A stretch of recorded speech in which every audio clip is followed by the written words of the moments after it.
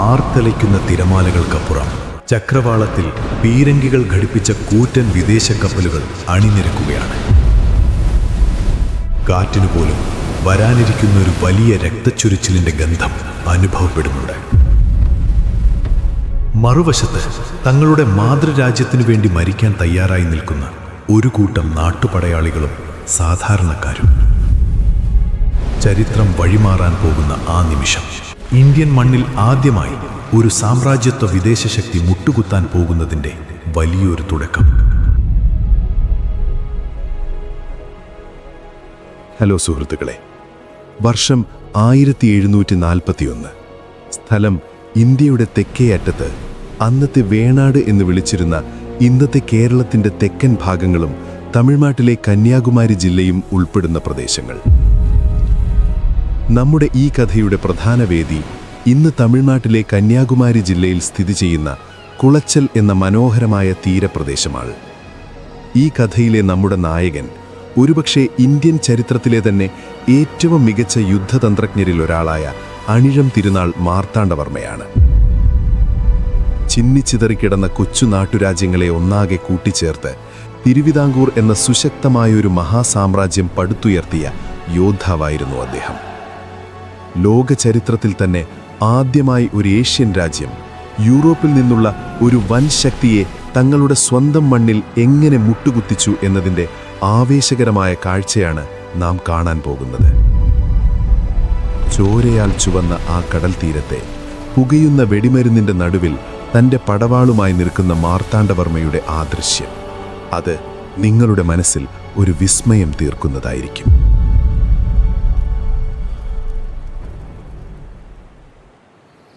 ഒരു നിമിഷം സുഹൃത്തുക്കളെ, നിശബ്ദമായ ഈ രാത്രിയാത്ര നിങ്ങളുടെ മനസ്സിന് കുളിർമയേകുന്നുണ്ടെങ്കിൽ ആ സ്നേഹം ഒരു ലൈക്കിലൂടെയോ ഹൈപ്പിലൂടെയോ അറിയിക്കാൻ മറക്കരുതേ. ഒപ്പം കഥകളുടെ ഈ മാന്ത്രിക ലോകത്ത് ഇനിയും നമുക്ക് കണ്ടുമുട്ടാൻ സ്ലംബർ സാഗ എന്ന നമ്മുടെ ഈ കൊച്ചു കുടുംബത്തിലേക്ക് സബ്സ്ക്രൈബ് ചെയ്യുക. ഈ രാവിൻ്റെ ഏത് യാമത്തിലാണ്, ഏത് ദേശത്തിരുന്നാണ് നിങ്ങൾ ഈ കഥ കേൾക്കുന്നതെന്ന് താഴെ കുറിക്കുമല്ലോ. നിങ്ങൾ ഓരോരുത്തരും എവിടെ നിന്നൊക്കെയാണെന്നറിയാൻ എനിക്കേറെ ആഗ്രഹമുണ്ട്.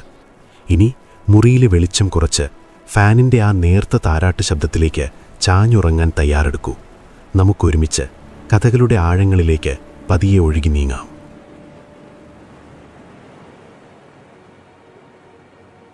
കഥ തുടങ്ങുന്നത് 18-ാം നൂറ്റാണ്ടിൻ്റെ തുടക്കത്തിലാണ്.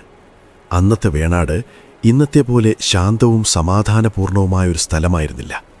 നിരന്തരമായ ആഭ്യന്തര കലഹങ്ങളും രാജാവിനേക്കാൾ വലിയ അധികാരം പ്രയോഗിക്കുന്ന പ്രമാണിമാരും അവിടെ നിറഞ്ഞു നിന്നിരുന്നു. എട്ടുവീട്ടിൽ പിള്ളമാർ എന്നും എട്ടര യോഗം എന്നും അറിയപ്പെടുന്ന അധികാര കേന്ദ്രങ്ങളായിരുന്നു വേണാടിൻ്റെ യഥാർത്ഥ ഭരണാധികാരികൾ. പത്മനാഭസ്വാമി ക്ഷേത്രവുമായി ബന്ധപ്പെട്ടുള്ള യോഗക്കാരായിരുന്നു എട്ടര യോഗം. നാടിൻ്റെ സമ്പത്തും അധികാരവും ഇവരുടെ കൈകളിൽ ഭദ്രമായിരുന്നു. നാട്ടുരാജാവ് ഇവർക്ക് വെറുമൊരു കളിപ്പാവ് മാത്രമായിരുന്നു.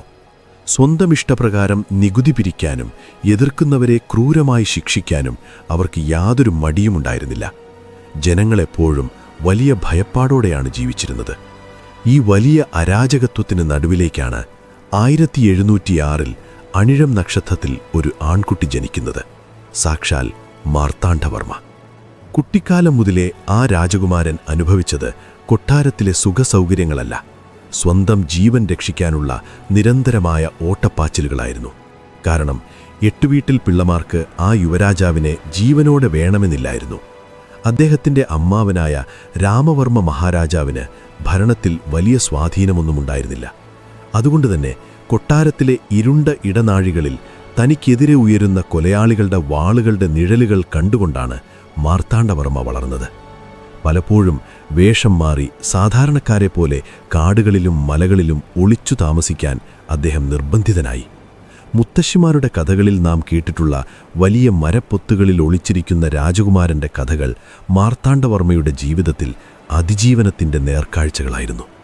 സ്വന്തം നാട്ടിൽ സ്വന്തം കൊട്ടാരത്തിൻ്റെ അവകാശി ഒരു അഭയാർത്ഥിയെപ്പോലെ അലഞ്ഞുതിരിയുകയായിരുന്നു. പക്ഷേ ഈ ഒളിവു ജീവിതം ആ യുവരാജാവിനെ തൻ്റെ നാടിൻ്റെ യഥാർത്ഥ സ്പന്ദനങ്ങൾ നേരിട്ടറിയാൻ സഹായിച്ചു. സാധാരണക്കാരായ ജനങ്ങളുടെ കഷ്ടപ്പാടുകൾ അദ്ദേഹം സ്വയം അനുഭവിച്ചറിഞ്ഞു. പ്രമാണിമാരുടെ അനീതികൾ, വിദേശ വ്യാപാരികളുടെ കുടിലതന്ത്രങ്ങൾ, പാവപ്പെട്ട കർഷകരുടെ കണ്ണുനീർ എല്ലാം ആ യുവാവ് നേരിൽ കണ്ടു പഠിക്കുകയായിരുന്നു. ആ ഇരുണ്ട ഗുഹകളിലും കൊടും വനങ്ങളിലും ഇരുന്നുകൊണ്ട് അദ്ദേഹം ഒരു വലിയ പ്രതിജ്ഞയെടുത്തു. തൻ്റെ നാടിനെ ഈ കഴുകന്മാരുടെ കൈകളിൽ നിന്നും താൻ മോചിപ്പിക്കും. ചിന്നിച്ചിതറിക്കിടക്കുന്ന ഈ കൊച്ചു നാട്ടുരാജ്യങ്ങളെ ഒന്നാകെ കൂട്ടിച്ചേർത്ത് ആർക്കും തൊടാൻ കഴിയാത്തത്ര ശക്തമായ ഒരു വലിയ മഹാരാജ്യമായി വേണാടിനെ താൻ മാറ്റിയെടുക്കും. അതൊരു വെറും സ്വപ്നമായിരുന്നില്ല, മറിച്ച് വരാനിരിക്കുന്ന ഒരു വലിയ കൊടുങ്കാറ്റിൻ്റെ കൃത്യമായ മുന്നറിയിപ്പായിരുന്നു. 1729 തൻ്റെ 23-ാമത്തെ വയസ്സിൽ മാർത്താണ്ഡവർമ്മ വേണാടിൻ്റെ സിംഹാസനത്തിൽ കയറുന്നു. കിരീടം വെച്ച ആ നിമിഷം മുതൽ അദ്ദേഹം തൻ്റെ വലിയ ലക്ഷ്യത്തിലേക്ക് നടന്നു തുടങ്ങി. എതിരാളികൾ കരുതിയത് ഈ ചെറുപ്പക്കാരനെയും തങ്ങൾക്ക് വളരെ എളുപ്പത്തിൽ നിയന്ത്രിക്കാമെന്നാണ്. എന്നാൽ അവർക്ക് പൂർണ്ണമായും തെറ്റി. മാർത്താണ്ഡവർമ്മ ആദ്യം ചെയ്തത് തൻ്റെ സൈന്യത്തെ ശക്തിപ്പെടുത്തുക എന്നതായിരുന്നു. അയൽരാജ്യമായ മധുരയിൽ നിന്നും മികച്ച കുതിരപ്പടയാളികളെ അദ്ദേഹം വാടകയ്ക്കെടുത്തു. ഒപ്പം സ്വന്തം നാട്ടിലെ കരുത്തരായ യുവാക്കളെ ചേർത്ത് ഒരു വലിയ കാലാൽപ്പടയ്ക്ക് രൂപം നൽകി. അവർക്ക് മികച്ച ആയുധങ്ങളും ശക്തമായ പരിശീലനവും നൽകി. വെറുമൊരു ആൾക്കൂട്ടം എന്നതിൽ നിന്നും തികഞ്ഞ അച്ചടക്കമുള്ള ഒരു സൈന്യമായി വേണാടിൻ്റെ സേന അതിവേഗം മാറുകയായിരുന്നു. തുടർന്ന് അദ്ദേഹം തൻ്റെ ഏറ്റവും വലിയ ശത്രുക്കളായ 8 വീട്ടിൽ പിള്ളമാർക്ക് നേരെ തിരിഞ്ഞു. ചരിത്രത്തിൽ കേട്ടുകേൾവിയില്ലാത്ത വിധം അതിശക്തമായ ഒരാക്രമണമാണ് അദ്ദേഹം അഴിച്ചുവിട്ടത്. കാലങ്ങളായി വേണാടിനെ കാർന്നു തിന്നിരുന്ന ആ അധികാര കേന്ദ്രങ്ങളെ അദ്ദേഹം വേരോടെ പിഴുതെറിഞ്ഞു. നാടിനെ ഒറ്റിക്കൊടുത്ത കുറ്റവാളികളെ കർശനമായി ശിക്ഷിച്ചു. അവരുടെ എല്ലാ സ്വത്തുക്കളും കണ്ടുകെട്ടി. 8 യോഗത്തിൻ്റെ അധികാരങ്ങൾ പൂർണ്ണമായും വെട്ടിച്ചുരുക്കി. വളരെ ചുരുങ്ങിയ കാലം കൊണ്ടുതന്നെ വേണാട്ടിൽ രാജാവിൻ്റെ പരമാധികാരം പൂർണ്ണമായി സ്ഥാപിക്കപ്പെട്ടു. ജനങ്ങൾക്ക് തങ്ങളുടെ പുതിയ രാജാവിൽ വലിയ വിശ്വാസം തോന്നിത്തുടങ്ങി. വർഷങ്ങൾക്കു ശേഷം ആദ്യമായി അവർ ഭയമില്ലാതെ സമാധാനത്തോടെ ഉറങ്ങാൻ തുടങ്ങി. പക്ഷേ മാർത്താണ്ഡവർമ്മയുടെ ലക്ഷ്യം അവിടെ അവസാനിച്ചില്ല. അതൊരു വലിയ യാത്രയുടെ തുടക്കം മാത്രമായിരുന്നു. അദ്ദേഹത്തിൻ്റെ മൂർച്ചയുള്ള കണ്ണുകൾ അടുത്തതായി അയൽ രാജ്യങ്ങളിലേക്കാണ് നീണ്ടത്. തൻ്റെ രാജ്യത്തിൻ്റെ അതിർത്തികൾ വികസിപ്പിച്ചേ തീരൂ എന്നദ്ദേഹം തീരുമാനിച്ചു. അതിനായി അദ്ദേഹം ആദ്യം ലക്ഷ്യം വെച്ചത് ആറ്റിങ്ങൽ റാണിയുടെ കീഴിലായിരുന്ന പ്രദേശങ്ങളെയാണ്. ഒരു തുള്ളി രക്തം പോലും ചിന്താതെ വളരെ തന്ത്രപരമായി ആറ്റിങ്ങലിനെ വേണാടിനോട് അദ്ദേഹം ചേർത്തു. അതിനുശേഷം ദേശിങ്ങനാട് എന്നറിയപ്പെട്ടിരുന്ന കൊല്ലം, പിന്നെ കായംകുളം തുടങ്ങിയ നാട്ടുരാജ്യങ്ങളിലേക്ക് അദ്ദേഹത്തിൻ്റെ വലിയ പടയോട്ടം ആരംഭിക്കുകയാണ്. അതിശക്തമായ സൈനിക നീക്കങ്ങളിലൂടെ മാർത്താണ്ഡവർമ്മ ഓരോ രാജ്യങ്ങളെയും തൻ്റെ കാൽക്കീഴിലാക്കിക്കൊണ്ടിരുന്നു. രാമയ്യൻ ദളവ എന്ന ബുദ്ധിമാനായ മന്ത്രിയുടെ വരവ് ഇതിന് കൂടുതൽ കരുത്തേകി.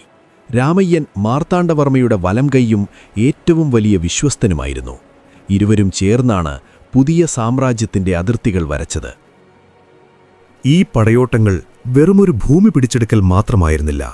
ഓരോ പുതിയ പ്രദേശവും വേണാടിൻ്റെ സാമ്പത്തിക ഭദ്രത വൻതോതിൽ കൂട്ടിക്കൊണ്ടിരുന്നു.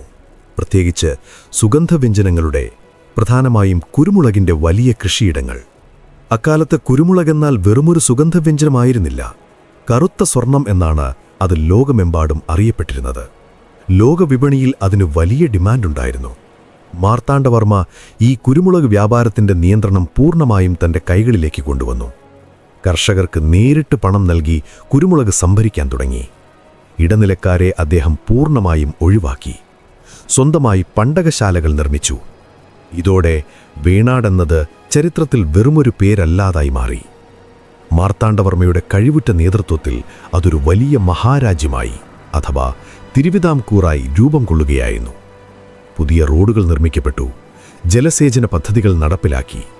രാജ്യത്തിൻ്റെ അതിർത്തികൾ സുരക്ഷിതമാക്കുന്നതിനായി വലിയ കോട്ടകൾ പണിതുയർത്തി. തിരുവിതാംകൂറിൻ്റെ സൈന്യം കൂടുതൽ ആധുനികവൽക്കരിക്കപ്പെട്ടു. യൂറോപ്യൻ മാതൃകയിലുള്ള തോക്കുകളും പീരങ്കികളും അവർ സ്വന്തമാക്കി. നായർ പടയാളികൾക്ക് പുറമെ തമിഴ്നാട്ടിൽ നിന്നുള്ള മറവന്മാർ, അറബികൾ, എന്തിന് വിദേശികൾ വരെ അദ്ദേഹത്തിൻ്റെ സൈന്യത്തിൽ സേവനമനുഷ്ഠിച്ചിരുന്നു. എല്ലാവർക്കും ഒരേ അച്ചടക്കം.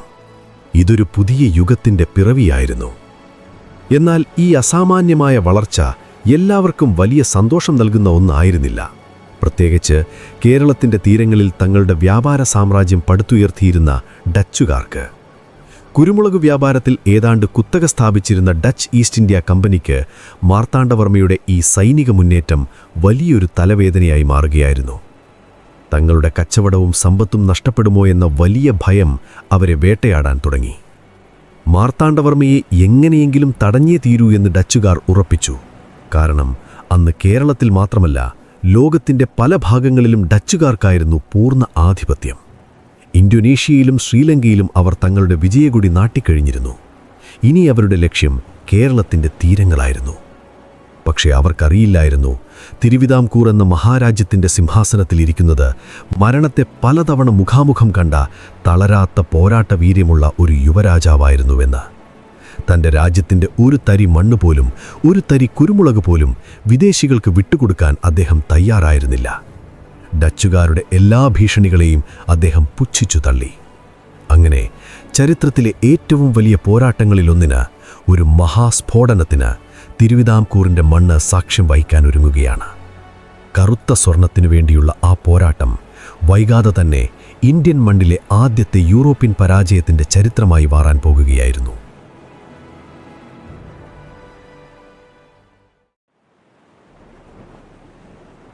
കേരളത്തിന്റെ പശ്ചിമഘട്ട മലനിരകളിൽ നിന്നും വീശുന്ന കാറ്റിന് എപ്പോഴും ഒരു പ്രത്യേക ഗന്ധമുണ്ട്. കാടിൻ്റെയും മഞ്ഞിൻ്റെയും, അതിനേക്കാളുപരി ലോകത്തെ മുഴുവൻ മോഹിപ്പിച്ച ഒരു അത്ഭുത സുഗന്ധവ്യഞ്ജനത്തിൻ്റെയും ഗന്ധം. അതെ, കുരുമുളകിൻ്റെ ഗന്ധം. ഇന്നത്തെ കാലത്ത് നമ്മുടെയൊക്കെ അടുക്കളകളിലെ ചെറിയ ഭരണികളിൽ വളരെ സാധാരണമായിരിക്കുന്ന ഈ ചെറിയ കരുത്ത മണികൾക്ക് ഒരു കാലത്ത് ലോകത്തിന്റെ തലവര മാറ്റിയെഴുതാനുള്ള കരുത്തുണ്ടായിരുന്നു എന്ന് പറഞ്ഞാൽ ഒരുപക്ഷെ പെട്ടെന്ന് വിശ്വസിക്കാൻ കഴിഞ്ഞേക്കില്ല. എന്നാൽ 18-ാം നൂറ്റാണ്ടിലെ സാഹചര്യം അതായിരുന്നില്ല. ലോക ചരിത്രത്തെ തന്നെ മാറ്റിമറിച്ച, വൻകരകൾ താണ്ടിയുള്ള വലിയ യാത്രകൾക്ക് തുടക്കമിട്ടത് ഈ കൊച്ചു കുരുമുളക് മണികളാണ്. അക്കാലത്ത് കുരുമുളക് എന്നത് വെറുമൊരു കറിയുപ്പ് പോലെയോ മുളകുപൊടി പോലെയോ ഉള്ള ഒന്നല്ല. അതിന് അക്ഷരാർത്ഥത്തിൽ സ്വർണത്തിന്റെ വിലയാണുള്ളത്. അതുകൊണ്ടാണ് യൂറോപ്പുകാർ അതിനെ കറുത്ത സ്വർണം അഥവാ ബ്ലാക്ക് ഗോൾഡ് എന്ന് ആദരവോടെ വിളിക്കുന്നത്. യൂറോപ്പിലെ കൊടും ശൈത്യകാലങ്ങളിൽ കന്നുകാലികളെ മുഴുവനായി പോറ്റുക എന്നത് അവർക്ക് വലിയ ബുദ്ധിമുട്ടുള്ള കാര്യമാണ്. അതിനാൽ ശൈത്യകാലം തുടങ്ങുന്നതിന് മുൻപ് തന്നെ അവർ മൃഗങ്ങളെ കൊന്ന് ഇറച്ചി കേടുകൂടാതെ സൂക്ഷിക്കേണ്ടതുണ്ട്. ഫ്രിഡ്ജുകളോ മറ്റാധുനിക സംവിധാനങ്ങളോ ഇല്ലാത്ത ആ കാലത്ത് ഇറച്ചി കേടാകാതെ സൂക്ഷിക്കാനും അതിൻ്റെ ദുർഗന്ധം മാറ്റാനും അവർക്കൊരേ ഒരു വഴിയേ ഉണ്ടായിരുന്നുള്ളൂ: കുരുമുളക് ഉപയോഗിക്കുക. അതുകൂടാതെ യൂറോപ്പിലെ വലിയ രാജകൊട്ടാരങ്ങളിലും പ്രഭുക്കന്മാരുടെ തീന്മേശകളിലും കുരുമുളക് ചേർത്ത് പാകം ചെയ്ത വിഭവങ്ങൾ വിളമ്പുക എന്നത് വലിയൊരു അന്തസ്സിന്റെ ലക്ഷണമായി അവർ കണക്കാക്കുന്നു. കുരുമുളക് ഒരു സുഗന്ധവ്യഞ്ജനം എന്നതിലുപരി ഒരു വലിയ സ്റ്റാറ്റസ് സിംബലായി മാറുകയാണവിടെ. അതുകൊണ്ടുതന്നെ സ്വന്തം ജീവൻ പണയം വെച്ചും മാസങ്ങളോളം നീളുന്ന കടൽയാത്രകൾ നടത്തിയും ഈ കറുത്ത സ്വർണം തേടി വരാൻ യൂറോപ്യൻ ശക്തികൾ തയ്യാറാകുന്നു. ഇന്ത്യൻ മഹാസമുദ്രത്തിന്റെ തിരമാലകൾ താണ്ടി ആദ്യം വന്നത് പോർച്ചുഗീസുകാരാണെങ്കിലും 17-ാം നൂറ്റാണ്ടിന്റെ പകുതിയോടെ ആ കളിയിലെ നിയമങ്ങൾ പൂർണ്ണമായും മാറ്റിയെഴുതപ്പെടുകയാണ്. അവിടെയാണ് ലോക ചരിത്രത്തിലെ തന്നെ ഏറ്റവും വലിയ, ഏറ്റവും ശക്തമായ വ്യാപാര സ്ഥാപനത്തിന്റെ വരവ്: ഡച്ച് ഈസ്റ്റ് ഇന്ത്യ കമ്പനി അഥവാ VOC. ഈ പേര് കേൾക്കുമ്പോൾ വെറുമൊരു സാധാരണ കമ്പനിയാണ് എന്ന് തെറ്റിദ്ധരിക്കരുത്. മനുഷ്യചരിത്രത്തിൽ ഇന്നുവരെ ഉണ്ടായിട്ടുള്ളതിൽ വെച്ച് ഏറ്റവും വലിയ മൾട്ടിനാഷണൽ കോർപ്പറേഷനാണ് ഡച്ച് ഈസ്റ്റ് ഇന്ത്യ കമ്പനി. ഇന്നത്തെ ആപ്പിളോ ഗൂഗിളോ മൈക്രോസോഫ്റ്റോ ഒന്നുമല്ല, അവരെയൊക്കെ കടത്തിവെട്ടുന്ന സാമ്പത്തിക ഭദ്രതയാണ് ആ ഡച്ച് കമ്പനിക്കുള്ളത്. സാധാരണ ഒരു കച്ചവട കമ്പനിക്ക് സാധനങ്ങൾ വാങ്ങാനും വിൽക്കാനുമുള്ള അവകാശം മാത്രമേ ഉണ്ടാകൂ. എന്നാൽ ഡച്ച് ഈസ്റ്റ് ഇന്ത്യ കമ്പനി അങ്ങനെയല്ല. അവർക്ക് സ്വന്തമായി നാണയമടിക്കാനുള്ള അവകാശമുണ്ട്. സ്വന്തമായി വലിയൊരു സൈന്യത്തെ നിലനിർത്താൻ ഡച്ച് ഗവൺമെൻറ് അവർക്ക് അധികാരം നൽകിയിട്ടുണ്ട്. ആവശ്യമെങ്കിൽ മറ്റു രാജ്യങ്ങളുമായി യുദ്ധം പ്രഖ്യാപിക്കാനും സമാധാന കരാറുകളിൽ ഒപ്പിടാനും കോളനികൾ സ്ഥാപിക്കാനും അവർക്ക് പൂർണ്ണ സ്വാതന്ത്ര്യമുണ്ട്. ചുരുക്കത്തിൽ പറഞ്ഞാൽ, ഒരു രാജ്യത്തിനുള്ള എല്ലാ അധികാരങ്ങളുമുള്ള ഒരു ഭീമൻ കോർപ്പറേറ്റ് രാജ്യം തന്നെയാണ് ഡച്ച് ഈസ്റ്റ് ഇന്ത്യ കമ്പനി. ലോകത്തിൻ്റെ വിവിധ ഭാഗങ്ങളിലായി ആയിരക്കണക്കിന് കപ്പലുകളും ലക്ഷക്കണക്കിന് ജോലിക്കാരും സായുധരായ വലിയൊരു സൈന്യവും അവർക്കുണ്ട്. ഇന്തോനേഷ്യയിലെ ബെട്ടാവിയ, ഇന്നത്തെ ജക്കാർത്ത ആസ്ഥാനമാക്കിയാണ് ഏഷ്യയിലെ അവരുടെ മുഴുവൻ പ്രവർത്തനങ്ങളും നടക്കുന്നത്. പോർച്ചുഗീസുകാരെ തോൽപ്പിച്ച് കൊച്ചിയിലെ കോട്ടയും മറ്റു പ്രധാന വ്യാപാര കേന്ദ്രങ്ങളും ഡച്ചുകാർ പിടിച്ചെടുക്കുന്നതോടെയാണ് കേരളത്തിൻ്റെ തീരങ്ങളിൽ അവരുടെ സുവർണകാലം ആരംഭിക്കുന്നത്. അവരുടെ ലക്ഷ്യം വളരെ വ്യക്തമാണ്. മലബാർ തീരത്തെ കുരുമുളക് വ്യാപാരത്തിൻ്റെ പൂർണ്ണമായ നിയന്ത്രണം അഥവാ കുത്തക തങ്ങളുടെ കൈകളിൽ മാത്രം ഒതുക്കുക. ഇതിനായി അവർ നടപ്പിലാക്കുന്ന തന്ത്രങ്ങൾ വളരെ ക്രൂരവും അതേസമയം അതിബുദ്ധിപരവുമാണ്. അന്നത്തെ കേരളമെന്നത് ഒരു വലിയ ഒറ്റ രാജ്യമല്ല, ചെറിയ ചെറിയ നാട്ടുരാജ്യങ്ങളായി അത് ചിന്നിച്ചിതറിക്കിടക്കുകയാണ്. കായംകുളം, പുറക്കാട്, കൊച്ചി, കോഴിക്കോട് എന്നിങ്ങനെ പരസ്പരം പോരടിക്കുന്ന നിരവധി ചെറിയ രാജാക്കന്മാർ. ഈ രാജാക്കന്മാർക്കിടയിലുള്ള ശത്രുതയാണ് ഡച്ചുകാരുടെ ഏറ്റവും വലിയ മൂലധനം. ഡച്ചുകാരുടെ കൂറ്റൻ പടക്കപ്പലുകൾ നാട്ടുരാജ്യങ്ങളുടെ തീരങ്ങളിൽ നങ്കൂരമിടുന്നു. പീരങ്കികൾ ഘടിപ്പിച്ച ആ കപ്പലുകളും തോക്കുകളേന്തിയ ഡച്ചു പട്ടാളക്കാരെയും കാണുമ്പോൾ തന്നെ നാട്ടുരാജാക്കന്മാർക്ക് വലിയ ഭയം തോന്നുന്നു. ഈ ഭയത്തെ മുതലെടുത്തുകൊണ്ട് ഡച്ചുകാർ അവരുമായി കരാറുകളിൽ ഒപ്പിടുന്നു. ഈ കരാറുകളിലെ വ്യവസ്ഥകൾ നാട്ടുരാജാക്കന്മാരെ സംബന്ധിച്ചിടത്തോളം വലിയൊരു കെണിയാണ്. തങ്ങളുടെ രാജ്യത്ത് ഉൽപ്പാദിപ്പിക്കുന്ന കുരുമുളക് മുഴുവനും ഡച്ചുകാർക്ക് മാത്രമേ വിൽക്കാൻ പാടുള്ളൂ എന്നതാണ് അതിലെ പ്രധാന നിബന്ധന. മറ്റു വിദേശികൾക്കോ അറബി വ്യാപാരികൾക്കോ കുരുമുളക് വിൽക്കാൻ പാടില്ല. അതുമാത്രമല്ല, കുരുമുളകിൻ്റെ വില തീരുമാനിക്കുന്നതും ഡച്ചുകാർ തന്നെയാണ്. വിപണി വിലയുടെ പകുതിയോ അതിൽ താഴെയോ ഉള്ള തുച്ഛമായൊരു തുകയ്ക്കാണ് ഡച്ചുകാർ ഈ കറുത്ത സ്വർണം സ്വന്തമാക്കുന്നത്. ഏതെങ്കിലും ഒരു രാജാവ് ഇതിനെതിരെ ശബ്ദമുയർത്താൻ ശ്രമിച്ചാൽ അടുത്ത നിമിഷം ഡച്ചുകാരുടെ സൈന്യം അവരുടെ രാജ്യത്ത് ആക്രമണമഴിച്ചുവിടുന്നു.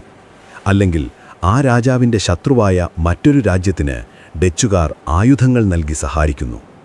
ഈ ഭയം കാരണം നാട്ടുരാജാക്കന്മാരെല്ലാം നിശബ്ദരായി ഡച്ചുകാരുടെ എല്ലാ കൊള്ളരുതായ്മകൾക്കും കൂട്ടുനിൽക്കുകയാണ്.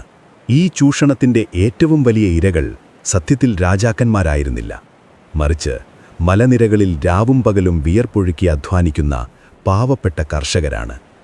തങ്ങൾ പൊന്നുപോലെ നട്ടുനനച്ചു വളർത്തുന്ന കുരുമുളക് കൊടിയെത്തും മുൻപേ തന്നെ അത് ഡച്ചുകാരുടെ പണ്ടകശാലകളിലേക്ക് പോകുകയാണ്. കർഷകർക്ക് അതിനർഹമായ ഒരു വിലയും ലഭിക്കുന്നില്ല. രാജാവിൻ്റെ ഭടന്മാരും ഡച്ചുകാരുടെ ഏജന്റുമാരും ചേർന്ന് വിളവുകൾ മുഴുവൻ ബലമായി പിടിച്ചെടുക്കുന്നു. ഈ കർഷകരുടെ വിയർപ്പും കണ്ണീരും കലർന്ന കുരുമുളക് വലിയ ഡച്ചു ഗാലിയൻ കപ്പലുകളിൽ കയറി ആംസ്റ്റർഡാമിലെ തുറമുഖങ്ങളിലെത്തുമ്പോഴേക്കും അതിൻ്റെ വില ആയിരക്കണക്കിന് ഇരട്ടിയായി മാറിയിട്ടുണ്ടാകും. യൂറോപ്പിലെ മാർക്കറ്റുകളിൽ ഇത് വിറ്റഴിച്ച് ഡച്ചു കമ്പനി സമാനതകളില്ലാത്ത ലാഭം കൊയ്യുന്നു. ആ പണം ഉപയോഗിച്ച് നെതർലാൻഡ്സിൽ അവർ വലിയ കൊട്ടാരങ്ങളും നഗരങ്ങളും പടുത്തുയർത്തുന്നു.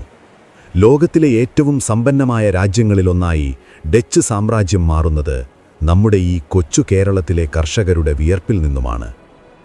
കൊച്ചിയിലെ ബോൾഗാട്ടി പാലസ് പോലെയുള്ള വലിയ മാളികകളിൽ ഡച്ച് ഉദ്യോഗസ്ഥർ രാജകീയമായ ജീവിതം നയിക്കുകയാണ്. നല്ല വിദേശ മദ്യവും വില കൂടിയ വസ്ത്രങ്ങളും അവരുടെ സുരക്ഷയ്ക്കായി കാവൽ നിൽക്കുന്ന സായുധരായ ഭടന്മാരും. അറബിക്കടലിൻ്റെ തീരത്ത് പീരങ്കികൾ വരിവരിയായി നിരത്തിവെച്ച വലിയ കോട്ടകൾ അവർ പണിയുന്നു. ആ കോട്ടകൾക്ക് മുകളിൽ ഡച്ച് ഈസ്റ്റ് ഇന്ത്യ കമ്പനിയുടെ പതാക കാറ്റിൽ പാറിക്കളിക്കുന്നുണ്ട്. തങ്ങളെ ചോദ്യം ചെയ്യാൻ ഈ നാട്ടിൽ ആർക്കും ധൈര്യമില്ലെന്ന വലിയ അഹങ്കാരത്തിലാണവർ. ഏത് നാട്ടുരാജാവിനെയും തങ്ങളുടെ കയ്യിലിരിക്കുന്ന സ്വർണ്ണ നാണയങ്ങൾ കൊണ്ടോ അല്ലെങ്കിൽ കപ്പലിലിരിക്കുന്ന പീരങ്കികൾ കൊണ്ടോ വിലയ്ക്കു വാങ്ങാമെന്നവർ ഉറച്ചു വിശ്വസിക്കുന്നു. മലബാർ തീരത്തെ സാമ്പത്തിക വ്യവസ്ഥയുടെ സിരാകേന്ദ്രം പൂർണ്ണമായും ഡച്ചുകാരുടെ കൈപ്പിടിയിൽ അമർന്നിരിക്കുകയാണ്. അവർ തീരുമാനിക്കുന്നതാണ് ഇവിടുത്തെ നിയമം. അവർ തീരുമാനിക്കുന്നവരാണ് ഇവിടുത്തെ രാജാക്കന്മാർ. കടലിലൂടെ പോകുന്ന ഏതൊരു കപ്പലും ഡച്ചുകാരുടെ പാസ് വാങ്ങിയാൽ മാത്രമേ സഞ്ചരിക്കാൻ പാടുള്ളൂ എന്ന അവസ്ഥ വരെ കാര്യങ്ങൾ എത്തി നിൽക്കുന്നു. നൂറുകണക്കിനു വർഷങ്ങളായി അറബികളും തദ്ദേശീയരുമായി നിലനിന്നിരുന്ന സ്വതന്ത്ര വ്യാപാര ബന്ധങ്ങളെല്ലാം ഡച്ചുകാർ തകർത്തെറിഞ്ഞു. ഒരു വലിയ ഇരുമ്പുമറയ്ക്കുള്ളിൽ സാമ്പത്തികമായ അടിമത്തത്തിൽ കേരളത്തിലെ നാട്ടുരാജ്യങ്ങൾ ശ്വാസം മുട്ടിക്കഴിയുകയാണ്. ഡച്ചുകാർ തങ്ങളുടെ കോട്ടകളുടെ മട്ടുപ്പാവിലിരുന്ന് കടലിലേക്ക് നോക്കിച്ചിരിക്കുന്നുണ്ട്. തങ്ങളുടെ ഈ വലിയ സാമ്രാജ്യത്വത്തെ, ഈ വ്യാപാര കുത്തകയെ, ഈ പീരങ്കികളെ നേരിടാൻ തക്കവണ്ണം കരുത്തുള്ള ഒരു ഭരണാധികാരിയും ഇനി ഈ മണ്ണിൽ ജനിക്കാൻ പോകുന്നില്ല എന്ന വലിയ ആത്മവിശ്വാസം അവർക്കുണ്ട്. ഡച്ച് സാമ്രാജ്യത്തിൻ്റെ സൂര്യൻ ഒരിക്കലും അസ്തമിക്കുന്നെന്നവർ അഹങ്കരിക്കുന്നു. പക്ഷേ അവർ അറിയുന്നില്ല, തെക്കുനിന്ന് വേണാടിൻ്റെ മണ്ണിൽ നിന്നും തങ്ങളുടെ ഈ സാമ്രാജ്യത്വ മോഹങ്ങളെ മുഴുവൻ കടലിലെറിയാൻ പോകുന്ന ഒരു വലിയ കൊടുങ്കാറ്റ് രൂപം കൊള്ളുന്നുണ്ടെന്ന്. കുരുമുളക് പാടങ്ങളിൽ നിന്നും ഉയർന്നുവരുന്ന സാധാരണക്കാരുടെ കണ്ണീരിന് പകരം ചോദിക്കാൻ ചിന്നിച്ചിതറിക്കിടക്കുന്ന രാജ്യങ്ങളെ ഒന്നാക്കി മാറ്റി ഒരു വലിയ സാമ്രാജ്യം പടുത്തുയർത്താൻ ഒരു യുവരാജാവ് തൻ്റെ പടവാളിന് മൂർച്ച കൂട്ടുന്നുണ്ടെന്ന് ആ അഹങ്കാരികളായ ഡച്ചുകാർ സ്വപ്നത്തിൽ പോലും കരുതിയിരുന്നില്ല.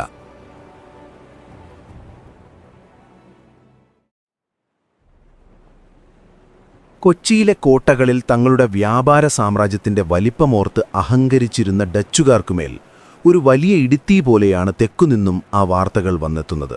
വേണാടിന്റെ സിംഹാസനത്തിലെത്തിയ ആ 23കാരനായ ചെറുപ്പക്കാരൻ വെറുമൊരു സാധാരണക്കാരനല്ല എന്നവർ പതിയെ തിരിച്ചറിയാൻ തുടങ്ങുകയാണ്. മാർത്താണ്ഡവർമ്മ ആദ്യം ചെയ്തത് 8 വീട്ടിൽ പിള്ളമാരെ ഒതുക്കി തന്റെ സിംഹാസനം ഭദ്രമാക്കുകയാണ് എന്ന് നാം കണ്ടു. എന്നാൽ അദ്ദേഹത്തിന്റെ യഥാർത്ഥ ലക്ഷ്യമതായിരുന്നില്ല. സ്വന്തം രാജ്യത്തിനകത്തെ ശത്രുക്കളെ ഇല്ലാതാക്കിയ ശേഷം ആ യുവരാജാവിൻ്റെ കണ്ണുകൾ നീണ്ടത് വടക്കോട്ടാണ്. ഡച്ചുകാർ തങ്ങളുടെ കാൽക്കീഴിലാക്കി വച്ചിരിക്കുന്ന കുരുമുളക് സമൃദ്ധമായി വിളയുന്ന ആ കൊച്ചു നാട്ടുരാജ്യങ്ങളിലേക്ക്. അതൊരു വലിയ സാമ്രാജ്യ വിപുലീകരണത്തിൻ്റെ, ചരിത്രം കണ്ട ഏറ്റവും മികച്ചൊരു പടയോട്ടത്തിൻ്റെ തുടക്കമായിരുന്നു. മാർത്താണ്ഡവർമ്മയുടെ സൈന്യം വെറുമൊരാൾക്കൂട്ടമായിരുന്നില്ല. നാട്ടുരാജാക്കന്മാർ തമ്മിലുള്ള സ്ഥിരം യുദ്ധങ്ങളിൽ കാണുന്നതുപോലെ യാതൊരു ചിട്ടയുമില്ലാതെ വാളും പരിചയവുമായി ഓടിയെടുക്കുന്നൊരു പടയായിരുന്നില്ല അത്. രാമയ്യൻ ദളവ എന്ന തന്ത്രശാലിയായ മന്ത്രിയുടെയും മാർത്താണ്ഡവർമ്മയുടെയും നേരിട്ടുള്ള നിയന്ത്രണത്തിൽ തികഞ്ഞ അച്ചടക്കമുള്ള ഒരു വലിയ സൈനിക വ്യൂഹമായിരുന്നു അത്. ആധുനിക രീതിയിലുള്ള തോക്കുകൾ, വലിയ പീരങ്കികൾ, കുതിരപ്പട, കാൽനടക്കാർ എന്നിങ്ങനെ ചിട്ടയോടെ പരിശീലനം ലഭിച്ച ഒരു യന്ത്രം പോലെയാണ് ആ സൈന്യം നീങ്ങുന്നത്. അവരുടെ ആദ്യത്തെ ലക്ഷ്യം അയൽ രാജ്യമായ ദേശിങ്ങനാട് അഥവാ ഇന്നത്തെ കൊല്ലമായിരുന്നു. മാർത്താണ്ഡവർമ്മയുടെ അനുമതിയില്ലാതെ കായംകുളം രാജകുടുംബത്തിൽ നിന്നും ഒരു രാജകുമാരിയെ കൊല്ലം രാജാവ് ദത്തെടുത്തതാണ് പ്രശ്നങ്ങൾക്ക് തുടക്കമിടുന്നത്. ഈ ഒരു കാരണം പറഞ്ഞ് മാർത്താണ്ഡവർമ്മ തൻ്റെ വലിയ സൈന്യവുമായി കൊല്ലത്തേക്ക് മാർച്ചു ചെയ്യുന്നു. കൊല്ലത്തെ രാജാവിന് ഡച്ചുകാരുടെ സഹായം ലഭിക്കുമെന്ന വലിയ പ്രതീക്ഷയുണ്ടായിരുന്നു. എന്നാൽ മാർത്താണ്ഡവർമ്മയുടെ സൈന്യത്തിൻ്റെ വേഗതയും കരുത്തും കണ്ടപ്പോൾ സകലരും ഞെട്ടിത്തരിച്ചു. മണിക്കൂറുകൾ നീണ്ട പോരാട്ടങ്ങൾക്കൊടുവിൽ കൊല്ലം രാജാവിൻ്റെ സൈന്യം ചിന്നിച്ചിതറുന്നു. കൊല്ലം പൂർണ്ണമായും മാർത്താണ്ഡവർമ്മയുടെ കാൽക്കീഴിലാകുന്നു. ഇതൊരു ചെറിയ തുടക്കം മാത്രമായിരുന്നു. തൊട്ടു പിന്നാലെ കുരുമുളകിൻ്റെ വലിയ കേന്ദ്രമായ കായംകുളത്തേക്ക് അദ്ദേഹത്തിൻ്റെ പട കുതിക്കുകയാണ്.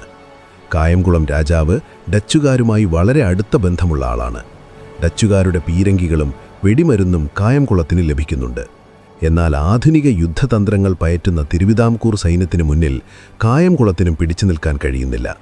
തങ്ങളുടെ നാട്ടുരാജ്യങ്ങൾ ഓരോന്നായി തിരുവിതാംകൂർ എന്ന മഹാരാജ്യത്തിൻ്റെ അതിർത്തിക്കുള്ളിലേക്ക് ലയിച്ചു ചേരുന്നത് കണ്ട് ഡച്ചുകാർക്ക് അക്ഷരാർത്ഥത്തിൽ കിടുകിട വിറയ്ക്കാൻ തുടങ്ങുകയാണ്.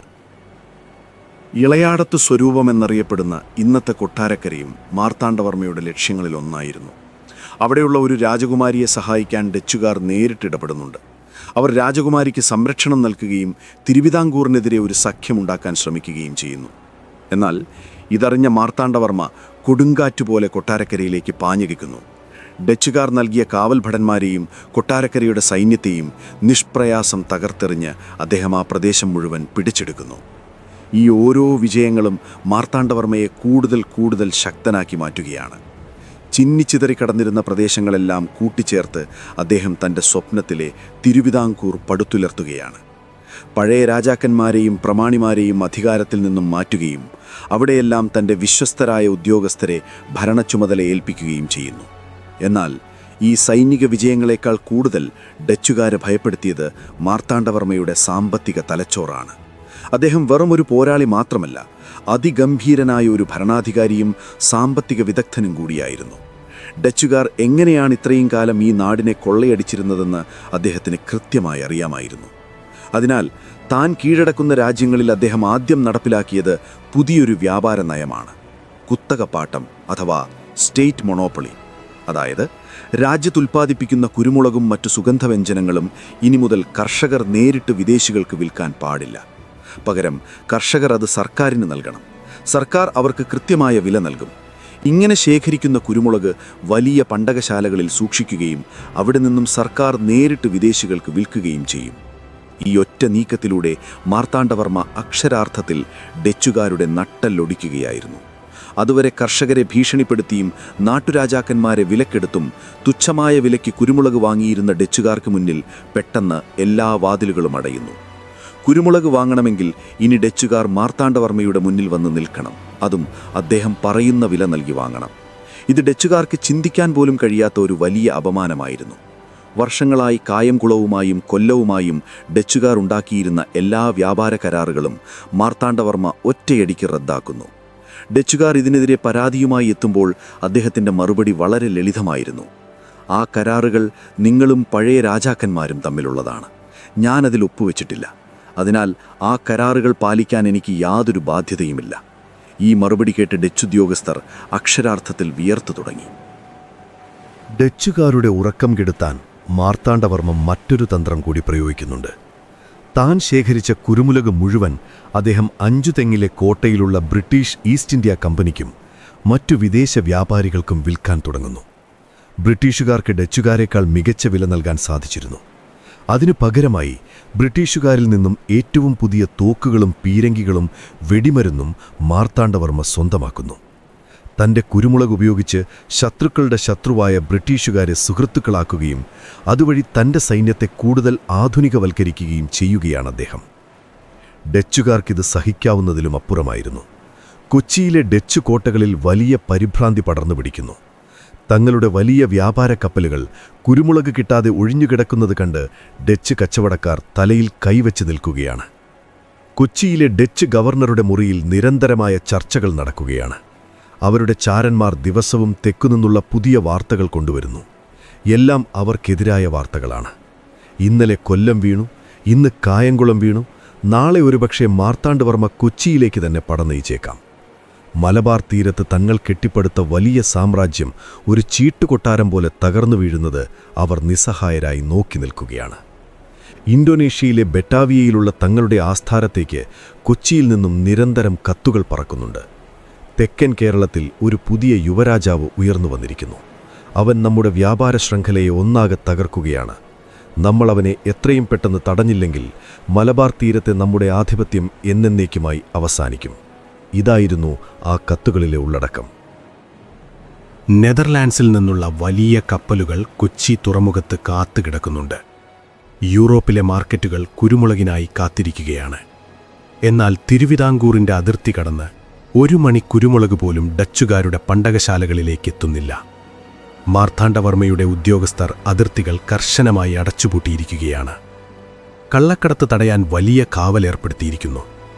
ഡച്ചുകാർ തങ്ങളുടെ പരമ്പരാഗത തന്ത്രമായ ഭീഷണിപ്പെടുത്തലും കൈക്കൂലിയുമൊക്കെ പ്രയോഗിച്ചു നോക്കുന്നുണ്ടെങ്കിലും അതൊന്നും തിരുവിതാംകൂറിൻ്റെ മണ്ണിൽ വിലപ്പോകുന്നില്ല. മാർത്താണ്ഡവർമ്മയെ വിലക്കെടുക്കാൻ കഴിയില്ലെന്നവർക്ക് പൂർണ്ണമായും ബോധ്യമാകുന്നു. ആ യുവരാജാവിനെതിരെ പൊരുതുകയല്ലാതെ തങ്ങൾക്ക് മുന്നിൽ വേറെ വഴിയില്ലെന്നവർ തീരുമാനിക്കുകയാണ്. ഒരു വശത്ത് തിരുവിതാംകൂർ തങ്ങളുടെ ആയുധപ്പുരകൾ നിറയ്ക്കുകയും കൂടുതൽ ചെറുപ്പക്കാരെ സൈന്യത്തിലേക്ക് ചേർത്ത യുദ്ധത്തിന് തയ്യാറെടുക്കുകയും ചെയ്യുന്നു. മറുവശത്ത് ലോകം മുഴുവൻ വിറപ്പിച്ച ആ വലിയ ഡച്ച് നാവികസേന തങ്ങളുടെ ഏറ്റവും വലിയ ശത്രുവിനെ നേരിടാൻ രഹസ്യമായി പദ്ധതികൾ മെനയുന്നു. പശ്ചിമഘട്ടത്തിലെ കാറ്റിൽ ഇപ്പോൾ കുരുമുളകിൻ്റെ ഗന്ധത്തിനൊപ്പം എരിഞ്ഞു തുടങ്ങുന്ന വെടിമരുന്നിൻ്റെ നേർത്ത ഗന്ധം കൂടി കലർന്നു തുടങ്ങിയിരിക്കുന്നു. വലിയൊരു പൊട്ടിത്തെറിക്ക്, ചരിത്രം കണ്ട ഏറ്റവും വലിയ പോരാട്ടത്തിന് കളമൊരുങ്ങുകയാണ്. ഈ പ്രശ്നം എങ്ങനെയും അവസാനിപ്പിക്കാൻ ഡച്ച് ഈസ്റ്റ് ഇന്ത്യ കമ്പനി തങ്ങളുടെ ഏറ്റവും മികച്ച, ഏറ്റവും ശക്തനായ ഒരു ഉദ്യോഗസ്ഥനെ തന്നെ രംഗത്തിറക്കാൻ തീരുമാനിക്കുന്നു. അയാളുടെ പേരാണ് governor Gustaaf Willem van Imhoff.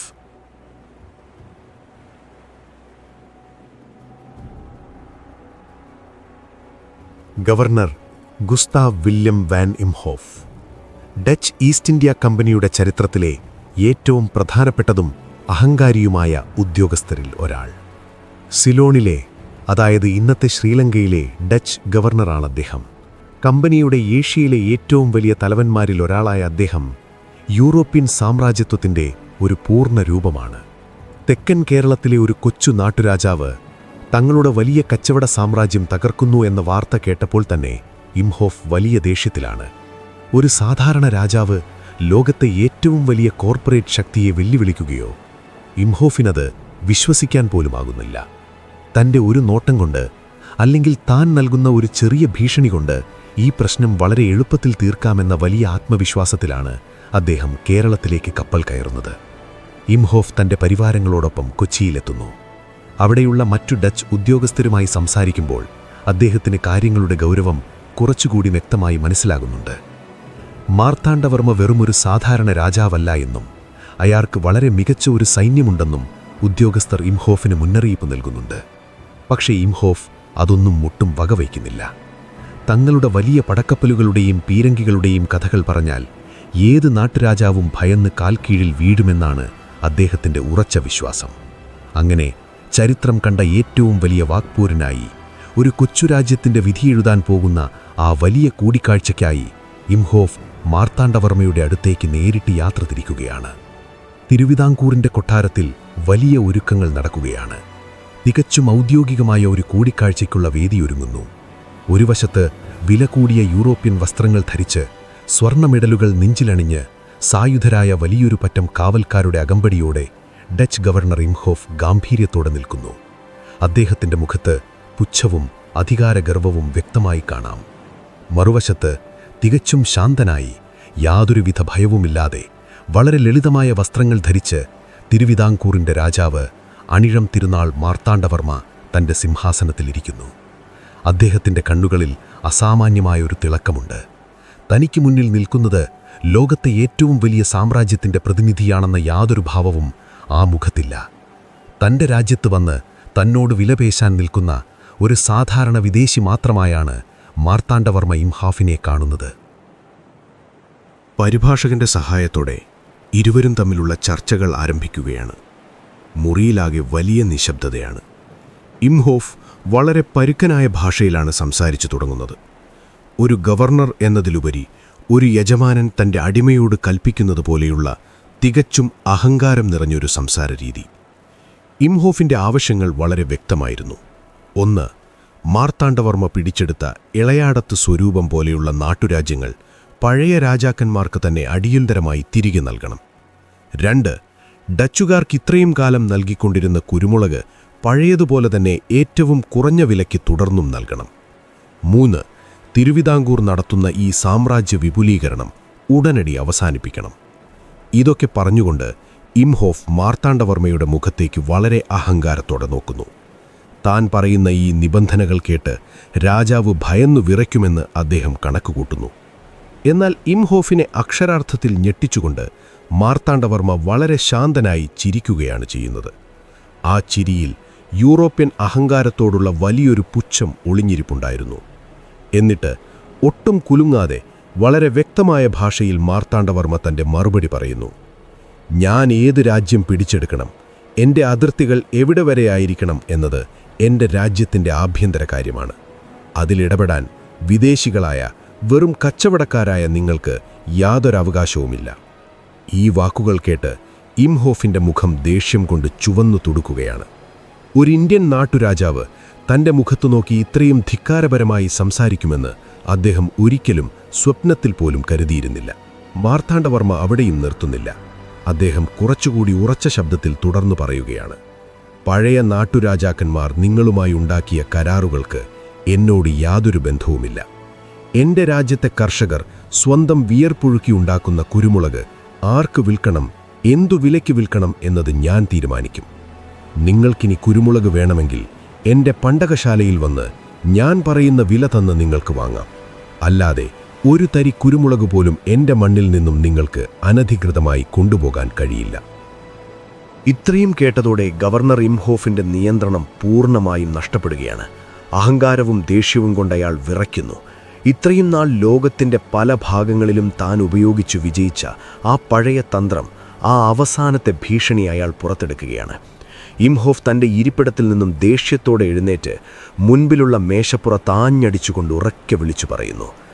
നിങ്ങൾക്കറിയാമോ നിങ്ങളിപ്പോൾ ആരോടാണ് സംസാരിക്കുന്നതെന്ന്? ലോകം മുഴുവൻ കീഴടക്കിയ മഹത്തായ ഡച്ച് ഈസ്റ്റ് ഇന്ത്യ കമ്പനിയോടാണ്.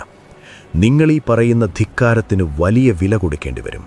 ഞങ്ങളുടെ ആവശ്യങ്ങൾ നിങ്ങളിപ്പോൾ അംഗീകരിച്ചില്ലെങ്കിൽ അടുത്ത നിമിഷം ഡച്ച് സൈന്യം നിങ്ങളുടെ രാജ്യത്തേക്ക് ഇരച്ചു കയറും. നിങ്ങളുടെ ഈ കൊച്ചു രാജ്യം ഞങ്ങൾ വെട്ടിപ്പിടിക്കും. നിങ്ങളുടെ സൈന്യത്തെ ഞങ്ങൾ പൂർണ്ണമായും തകർത്തെറിയും. മുറിയിലാകെ വലിയൊരു ഭയാനകമായ നിശബ്ദത പരക്കുകയാണ്. അവിടെ നിൽക്കുന്ന മന്ത്രിമാർക്കും കാവൽക്കാർക്കും എന്ത് സംഭവിക്കുമെന്ന് ഒരു ഊഹവുമില്ല. ലോകത്തെ ഏറ്റവും വലിയ സൈനിക ശക്തിയാണ് തങ്ങളെ യുദ്ധം ചെയ്യുമെന്ന് ഭീഷണിപ്പെടുത്തുന്നത്. എല്ലാവരും ശ്വാസമടക്കിപ്പിടിച്ച് മാർത്താണ്ഡവർമ്മയുടെ മുഖത്തേക്ക് തന്നെ നോക്കുന്നു. എന്നാൽ ആ അദ്ദേഹത്തിൻ്റെ മുഖത്ത് ഭയത്തിൻ്റെ ഒരു ചെറിയ നിഴൽ പോലുമില്ല.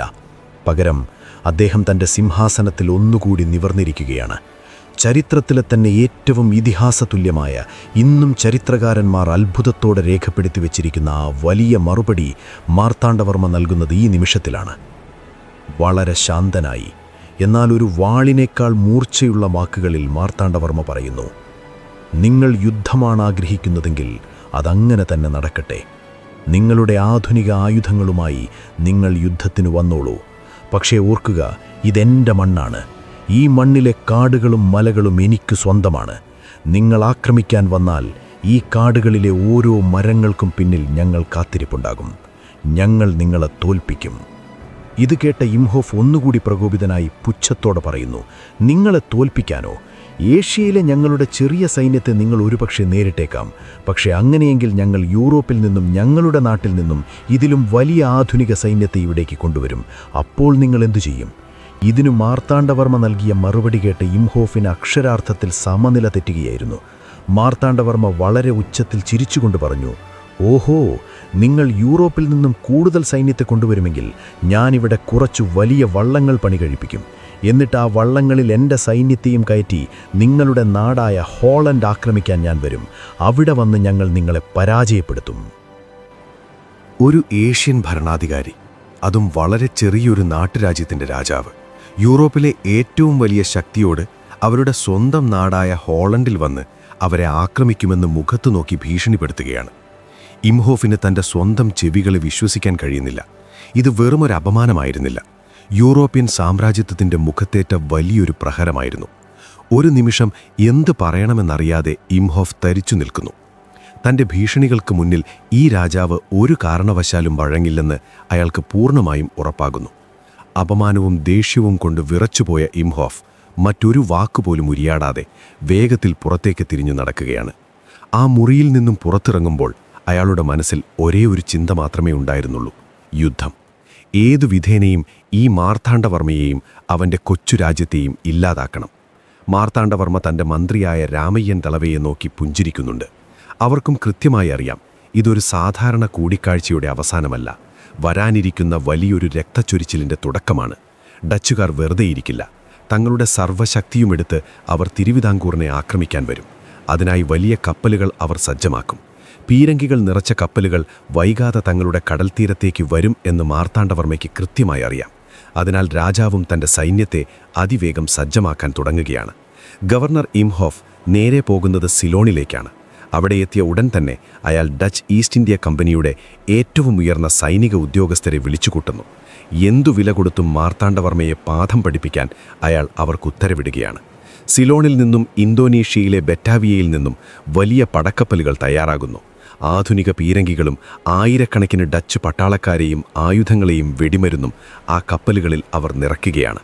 അവരുടെ ലക്ഷ്യം വളരെ വ്യക്തമാണ്: തിരുവിതാംകൂറിൻ്റെ ഏതെങ്കിലും ഒരു തീരം പിടിച്ചെടുക്കുക. അവിടെ നിന്നും കരയിലൂടെ അതിവേഗം മുന്നേറി പത്മനാഭപുരം കൊട്ടാരം ആക്രമിക്കുക, മാർത്താണ്ഡവർമ്മയെ ജീവനോടെ പിടികൂടുക. അങ്ങനെ പശ്ചിമഘട്ടത്തിൻ്റെ തീരത്തേക്ക് വലിയൊരു മരണത്തിൻ്റെ ഗന്ധം പേറിക്കൊണ്ട് ഡച്ചുകാരുടെ ആ കൂറ്റൻ പടക്കപ്പലുകൾ അറബിക്കടലിൻ്റെ തിരമാലകളെ കീറിമുറിച്ചുകൊണ്ട് യാത്ര തിരിക്കുകയാണ്. ഇന്ത്യൻ ചരിത്രത്തിലെ തന്നെ ഏറ്റവും നിർണായകമായൊരു അധ്യായത്തിലേക്ക് കാലം കടക്കുകയാണ്. ആധുനിക ലോകം ഇന്നുവരെ കണ്ടിട്ടില്ലാത്തൊരു വലിയ പോരാട്ടത്തിന് കുളച്ചൽ എന്ന ആ കൊച്ചു കടൽത്തീരം വേദിയാകാൻ പോകുകയാണ്.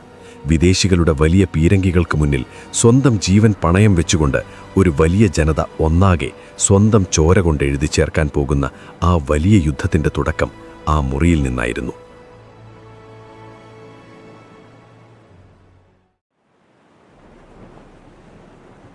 അറബിക്കടലിൻ്റെ നീല തീരത്തേക്ക് ആ കറുത്ത പടക്കപ്പലുകൾ അടുത്തടുത്ത് വരികയാണ്.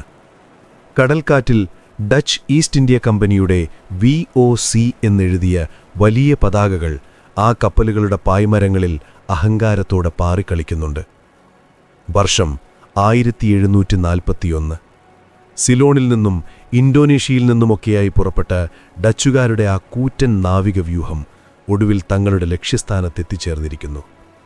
അവരുടെ മുന്നിൽ അതിമനോഹരമായ ശാന്തമായ ഒരു കൊച്ചു കടൽത്തീരം നീണ്ടുകിടക്കുകയാണ്. കുളച്ചൽ. തെക്കൻ കേരളത്തിലെ ഏറ്റവും തിരക്കേറിയതും തിരുവിതാംകൂറിന്റെ വ്യാപാരത്തിൽ അതിനിർണായകമായ പങ്കുവഹിക്കുന്നതുമായ ഒരു പ്രധാനപ്പെട്ട തുറമുഖം. പക്ഷേ ഇന്ന് ആ തീരത്തേക്ക് അവർ വന്നിരിക്കുന്നത് കുരുമുളക് വാങ്ങാനോ വ്യാപാര കരാറുകൾ ഒപ്പിടാനോ അല്ല, മറിച്ച് തങ്ങളെ ധിക്കരിച്ച ഒരു രാജാവിനെ അവന്റെ സാമ്രാജ്യത്തെ ഒന്നാകെ ചുട്ടിരിക്കുക എന്ന ഒറ്റ ലക്ഷ്യത്തോടെയാണ്. ഈ വലിയ ഡച്ച് നാവികസേനയെ നയിക്കുന്നത് വെറുമൊരു സാധാരണക്കാരനല്ല. യൂറോപ്യൻ യുദ്ധതന്ത്രങ്ങളിൽ വലിയ പ്രാവീണ്യമുള്ള, അനേകം യുദ്ധങ്ങൾ കണ്ട് തഴമ്പിച്ച ക്യാപ്റ്റൻ യൂസ്റ്റാഷ്യസ് ഡിലന്നോയി എന്ന അതിസമർത്ഥനായ ഒരു സൈനിക കമാൻഡറാണ്. ഒപ്പം ക്യാപ്റ്റൻ ഡോൺഹോഫ് എന്ന മറ്റൊരു ഉദ്യോഗസ്ഥനുമുണ്ട്. ഡി ലെന്നോയുടെ കണ്ണുകളിൽ വലിയൊരു വിജയത്തിന്റെ തിളക്കമുണ്ട്. തന്റെ ഈ കൂറ്റൻ പീരങ്കികൾക്കും ആധുനിക തോക്കുകളേന്തിയ പരിശീലനം ലഭിച്ച പട്ടാളക്കാർക്ക് മുന്നിൽ ഈ നാട്ടുരാജ്യത്തെ വെറും കാട്ടുവാസികളായ പടയാളികൾക്ക് എത്ര നേരം പിടിച്ചു നിൽക്കാനാകും എന്ന വലിയ പുച്ഛമാണ് അയാൾക്കുള്ളത്. തങ്ങളുടെ പീരങ്കികൾ ഒന്നൊച്ച വെച്ചാൽ ചിതറിയോടുന്ന ഒരാൾക്കൂട്ടം മാത്രമാണ് തിരുവിതാംകൂർ സൈന്യമെന്ന് അയാൾ ഉറച്ചു വിശ്വസിക്കുന്നു. ഡച്ചുകാരുടെ ഈ ആക്രമണ പദ്ധതിക്ക് പിന്നിൽ വളരെ കൃത്യമായ, അതിബുദ്ധിപരമായ ഒരു തന്ത്രമുണ്ടായിരുന്നു. അവർ കുളച്ചൽ തീരം തിരഞ്ഞെടുക്കാൻ ഒരു വലിയ കാരണമുണ്ട്. തിരുവിതാംകൂറിന്റെ തലസ്ഥാനമായ പത്മനാഭപുരം അഥവാ കൽക്കുളം കൊട്ടാരത്തിലേക്ക് കുളച്ചലിൽ നിന്നും വളരെ കുറഞ്ഞ ദൂരം മാത്രമേയുള്ളൂ. ഈ തീരം പിടിച്ചെടുത്താൽ അവിടെ നിന്നും വളരെ എളുപ്പത്തിൽ കരയിലൂടെ മാർച്ച് ചെയ്ത് തലസ്ഥാനം ആക്രമിക്കാം. എന്നാൽ അതിനേക്കാൾ വലിയ മറ്റൊരു തന്ത്രം കൂടിയുണ്ട്. ഡച്ചുകാരുടെ ചാരന്മാർ അവർക്ക് കൃത്യമായ വിവരങ്ങൾ നൽകിയിട്ടുണ്ടായിരുന്നു. ഈ സമയം സാക്ഷാൽ മാർത്താണ്ഡവർമ്മയും അദ്ദേഹത്തിന്റെ മുഴുവൻ സൈന്യവും കുളച്ചലിൽ നിന്നും നൂറുകണക്കിന് കിലോമീറ്ററുകൾ അകലെ വടക്ക് കൊട്ടാരക്കരയിൽ എളയാടത്ത് സ്വരൂപം ഡച്ചുകാരുടെ തന്നെ സഖ്യകക്ഷികളുമായി വലിയൊരു യുദ്ധത്തിലാണ്. അതായത് തിരുവിതാംകൂറിന്റെ തലസ്ഥാനമായ പത്മനാഭപുരത്ത് ഇപ്പോൾ രാജാവുമില്ല, അദ്ദേഹത്തെ സംരക്ഷിക്കാൻ വലിയൊരു സൈന്യവുമില്ല. കൊട്ടാരം ഏതാണ്ട് പൂർണ്ണമായും അനാഥമായ, സുരക്ഷിതമല്ലാത്തൊരവസ്ഥയിലാണ്.